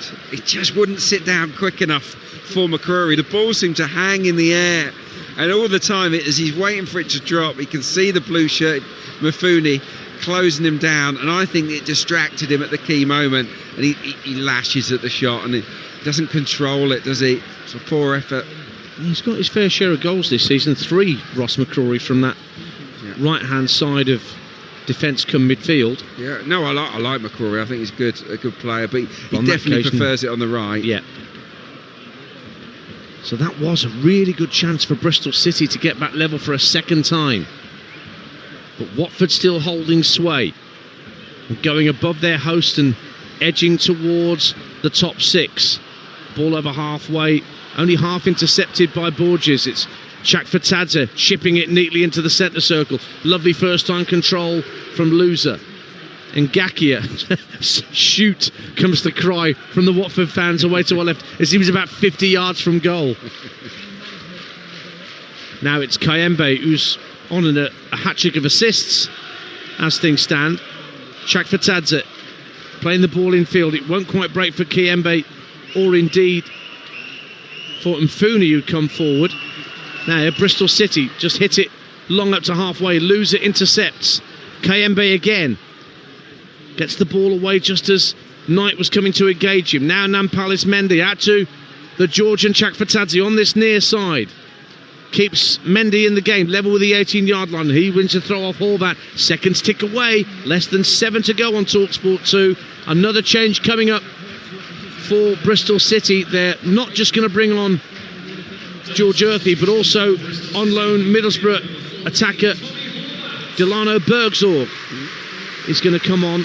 And Horvat, another of the more inventive players in the Bristol City lineup, is coming off. And Ross McCrory is making way for Earthy. What do you make of those changes, Adrian Clark? Yeah, again, I'm not sure I would have made them. I think McCrory's fine, and just had a good chance. I suppose Earthy is a bit more of a goal threat. He's more of an attack-minded player. Bergzorg would have replaced Horvat. I'm not sure. Horvat's looked good, hasn't he? But he hasn't really pulled the trigger. He's got into, he did in the first half, drew one really good save out of the keeper. But in the second half, he's been guilty maybe of holding on to the ball a little bit too long. But I think there's real potential for Horvat to be a success here. It's a double change coming up for Watford as well. Pierre Ekwa, who had a brief sub-appearance on his debut last time out at home to Ipswich. And Eduardo Bove, a free transfer from Roma. Much is expected of him. He might get a few minutes as well. Chakfatadze, meantime, steers the ball in field, running with the ball up to the edge of the area, gets the benefit of a ricochet, then plays the ball with the outside of his boot, looking for Kieran Gore, left-hand side of the area, but overhits it. But the Watford fans appreciate the effort from the Georgian. 2-1 Watford lead. Yeah, he's been lively, hasn't he? Some good performers in this Watford side. And that's his last act, yeah. That is his last involvement, Georgi Chakfatadze. So he's coming off for Eduardo Bove, and the other player coming off Mendy. Watford is Nampalys Mendy, and that's to allow Pierre Ekwa, who's on loan from Saint Etienne, to play out these last 5 minutes of normal time plus whatever the referee Lewis Smith wants to add on for stoppages. Mendy gets a hug from his manager, as does Chakfatadze. It was interesting that Ed Steele was saying in his pre-match press conference he's still trying to work out how to get the best from Georgi Chakfatadze. Yeah. Well, he's only just got into the building, hasn't he? He needs to get to know the people. Yeah. It's such a big part of coaching. Got to know the person, not just the footballer, in order to press the right buttons. A free kick's been given for a foul by Kayembe, who gets a quick yellow card for dissent towards the referee. Tanner was the man fouled, and Kayembe just let his mouth run away with him there. We've got a very, very swift yellow card from the referee, who, as I mentioned, sent off Wesley Fofana for Chelsea against Burnley in his first Premier League game last week. Yeah. Ball's played out to the Bristol City left. 4 minutes to go. Bergzorg herring down the left-hand side. Abankwah trying to stay goal side. He's done well, Abankwah, but it's a corner kick. It came off him last of all. He was trying to tell the referee it was a goal kick. He disagrees. Corner kick to Bristol City at the south stand end. 2-1 Watford. God, I can't believe it. Abankwah is convinced that hasn't come off him. I didn't think it had come off him either. Wow, if Bristol City score here, Watford will go berserk. Randall is going to take the corner. His delivery from open play led to Bristol City's equaliser in the first half. It's from that corner where the south stand meets the Dolman, opposite us. Swinging at pace by Randall, punched away by the left fist of Selvik. Comes out to Pring, who puts the ball back into the box when it bounces, come to be through to the keeper. You're listening to EFL Live on Talksport 2 with McDonald's. Order delivery on the McDonald's app from 11 a.m, 18 plus. Fees applied to delivery orders subject to availability. Price may vary. Ian Danter and Adrian Clark with you at Ashton Gate. Watford 2-1 up as we're into the last knockings of this championship encounter. And so as things stand, Watford going into 7th in the table and will be just 3 points behind Wrexham. Armstrong trying to do something about this scoreline for Bristol City. Looks for Randall in field. Lofts the ball to the far post. Pring back across the face of goal. Bird was running in, but a Banquet read the danger and cleared it. Did well. A Banquet there. Really good. It's a lovely ball yet again from Randall to Pring. Flighted it beautifully. The setback was good, but suddenly a Banquet just appeared on the scene. Yeah, he's had a very, very strong second half in particular. So this would mean Watford would move on to 51 points. Bristol City would stay on 50. Southampton sandwiched in between the two of them. Southampton have been excellent as well in recent weeks. Under Tonda Eckert, they go to already relegated Sheffield Wednesday tomorrow. They'll win there, surely. Yeah. Well, you would think so, even though this is the Championship. Ball bounces in the Bristol City half. The Robin Strine head it clear. Earthy. Good ball in field to Knight. Tucked back for Aylett. Running out of time though here, Bristol City. Heading towards the last minute of normal time on Talksport 2. Brought downfield by Aylett. Now it's tucked across to Jason Knight. Two to his right. One of them is Earthy. Earthy checks in field. Goes onto his left foot. Gives it back to the captain. Knight steers it out to Tanner on this near side, but there's three Watford players closing down the space. Knight wins a throw off Kayembe. Weren't going anywhere, were they? No. Just, you've got to be more progressive at this stage of the game. We're into the 90th minute. They're just popping the ball around. There's Borges on halfway, sends it out left to Pring.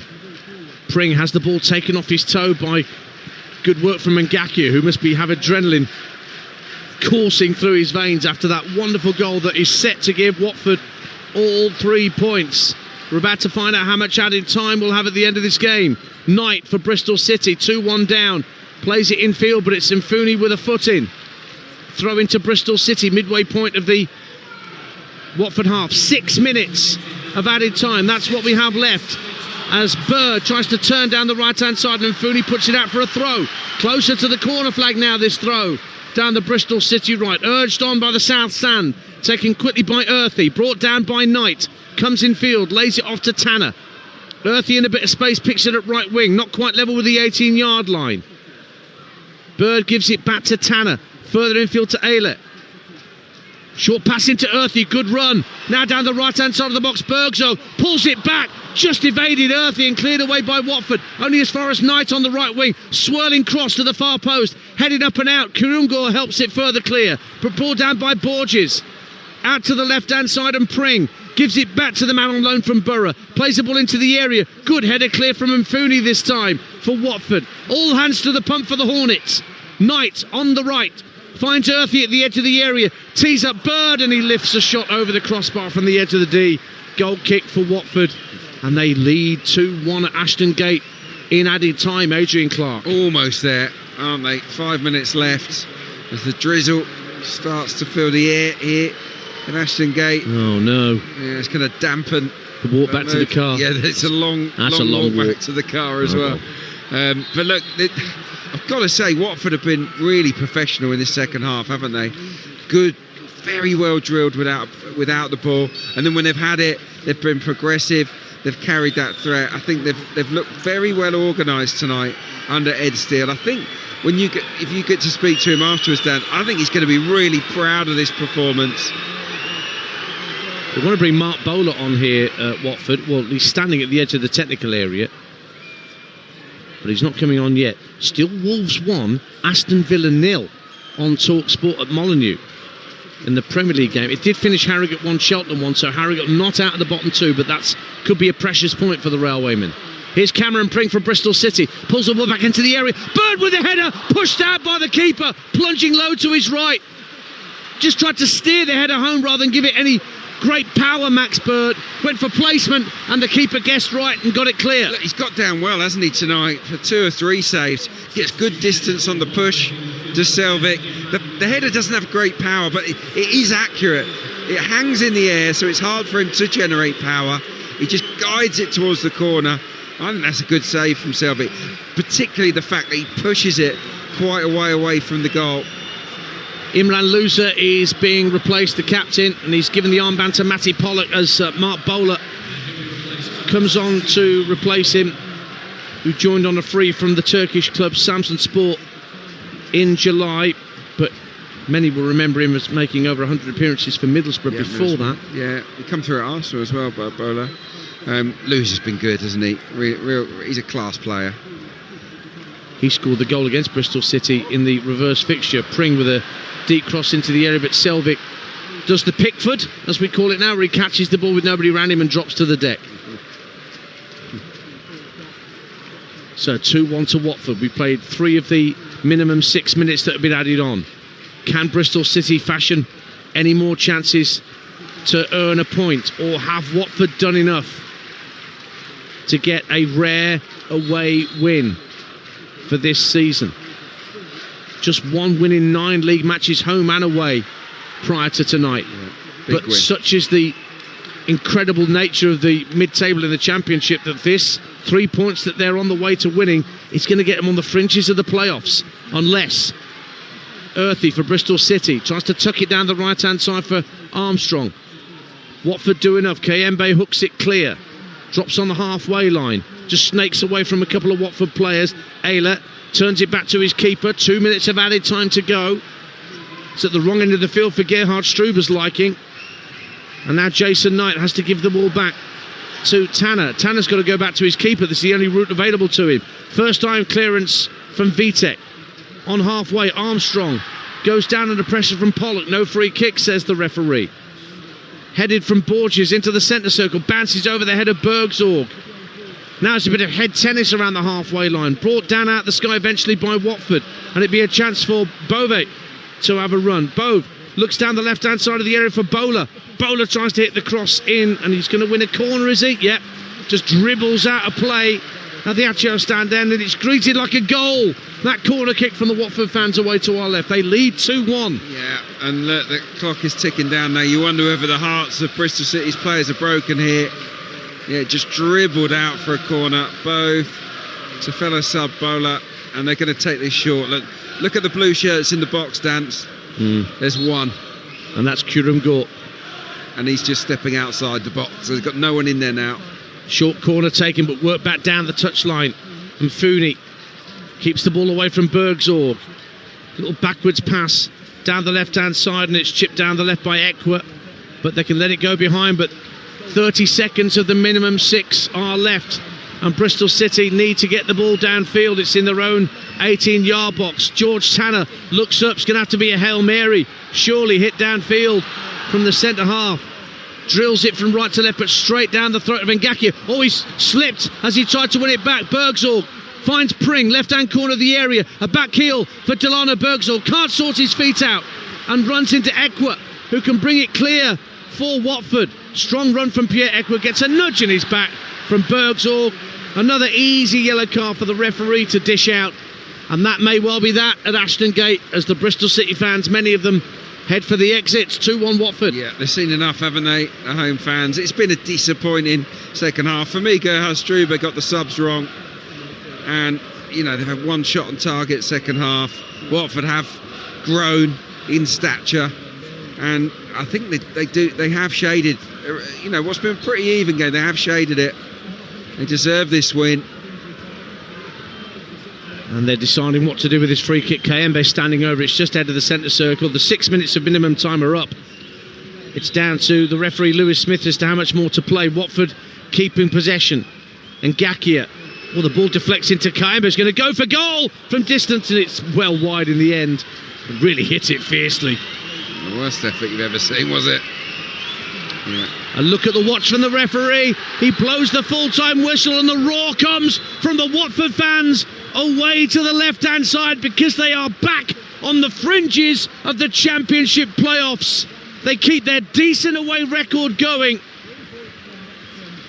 Just 1 win in 9 league matches coming into this home and away, but they get all 3 points at Bristol City, who they leapfrog in the table to get within 3 points of Wrexham. Eda Kayembe sunk to the turf. He's put a right old shift in for Watford tonight. Got a bit of cramp, but he's got 2 assists tonight. He set up Luka Kurumgor in the 7th minute to steer the ball home from an unfeasibly tight angle. Scott Twine headed Bristol City level late in the first half. But it took Jeremy Ngakia with his third goal of the season with an absolute rocket from just outside the area set up by Kayembe to get Ed Steele his second 3-point haul as Watford manager. Bristol City have to lick their wounds. Their playoff campaign is by no means over yet, but Watford have gone above them in the race for a place in that post-season jamboree. They win 2-1 here at Ashton Gate. Adrian Clark. Yeah, it was an enjoyable game and a win that meant a lot to Watford. You could see that at the celebrations at the final whistle. A lot of the players sunk to their knees, and the scenes inside the technical area were quite extraordinary. You know, Ed Steele was hugging everybody he could lay his hands on. There was he's clearly fostered a little bit of togetherness at Watford since he's come in. There was joyous scenes there among the staff, and what a goal to win it. I mean, the Jeremy Ngakia strike was a peach of a hit, wasn't it? No goalie in the world is saving that. It's right in the top corner. It's whistled past the goalkeeper. Well, the Watford fans are now applauding their team as they make their way to that Atcha stand on the left-hand side. Imran Loser leading the celebrations, the Watford captain, and they have taken all 3 points back to Watford. Bristol City got themselves level. They had chances to get themselves level. Ross McCrory had arguably the best chance once they were 2-1 down when they were pushing for it, Adrian. Yeah, they had half chances. I don't think there was a Giltez chance. I don't think they missed a sitter in the second half. They got into some good areas and didn't always make the right decisions. Must have been really frustrating for the manager, but ultimately the second half performance wasn't good enough. Wasn't good enough to win the game. Watford were the smarter team, the better organised team, and they made better decisions in and around the opposition box, and ultimately that was the difference between the two teams tonight. I think Watford fans will be thrilled with what they've seen, and Ed Steele is going to be very, very proud of the way that the players carried out his instructions. Right, Adrian Clark, I have one more job for you to do before we wrap up here at Ashton Gate, and that is to pick our man of the match with our friends at McDonald's. Man of the match on Talksport 2 with McDonald's. The Big Arch is here to stay at McDonald's with its very own delicious sauce. Available from 11 a.m, subject to availability. Price and participation may vary. Interesting choice you've got here, Adrian. Where are you going to go? Yeah, it's not an easy one. There's some really outstanding performances from Watford players tonight. I was hugely impressed by Mufuni on loan from City. I thought Abankwah was excellent at centre-back. Loser was terrific in central midfield. But for me, the double assist from Kayembe just swings it in his favour. Ultimately, he made the difference tonight. He wriggled free on 2 occasions, made the right choices, cut the ball back into the right areas for Kayembe and Ngakia to apply the finishes. So for me, my man of the match tonight is Edo Kayembe. Good shout. So Kayembe gets the award from Adrian Clark for man of the match. That was all thanks to McDonald's. Man of the match on Talksport 2 with McDonald's. The Big Arch is here to stay at McDonald's with its very own delicious sauce. Available from 11 a.m, subject to availability. Price and participation may vary.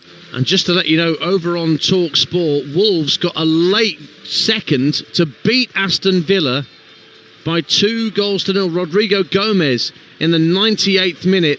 What a story for Wolves, denying Villa to get closer to Manchester City, and that gives Wolves 13 points, and that means they are no longer in danger of setting a record low points total in the Premier League. Villa stay on 51 points, 5 points behind Manchester City and 10 behind Arsenal ahead of the weekend's games. Yeah, well, Manchester United can go ahead of them this weekend because they've got better goal difference. So, yeah, over to Manchester United. They've got Crystal Palace at home on Sunday. Yeah, that is a very winnable fixture given Crystal Palace's form. See, I think all of a sudden Aston Villa are thinking, are we actually even going to qualify for the Champions League?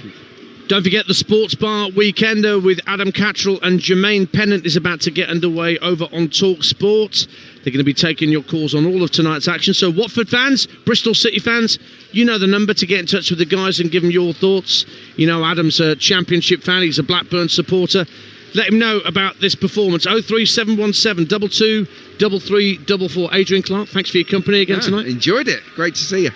Coming up next on TalkSport 2, it's live PGA Tour golf with action from the Cognizant Classic.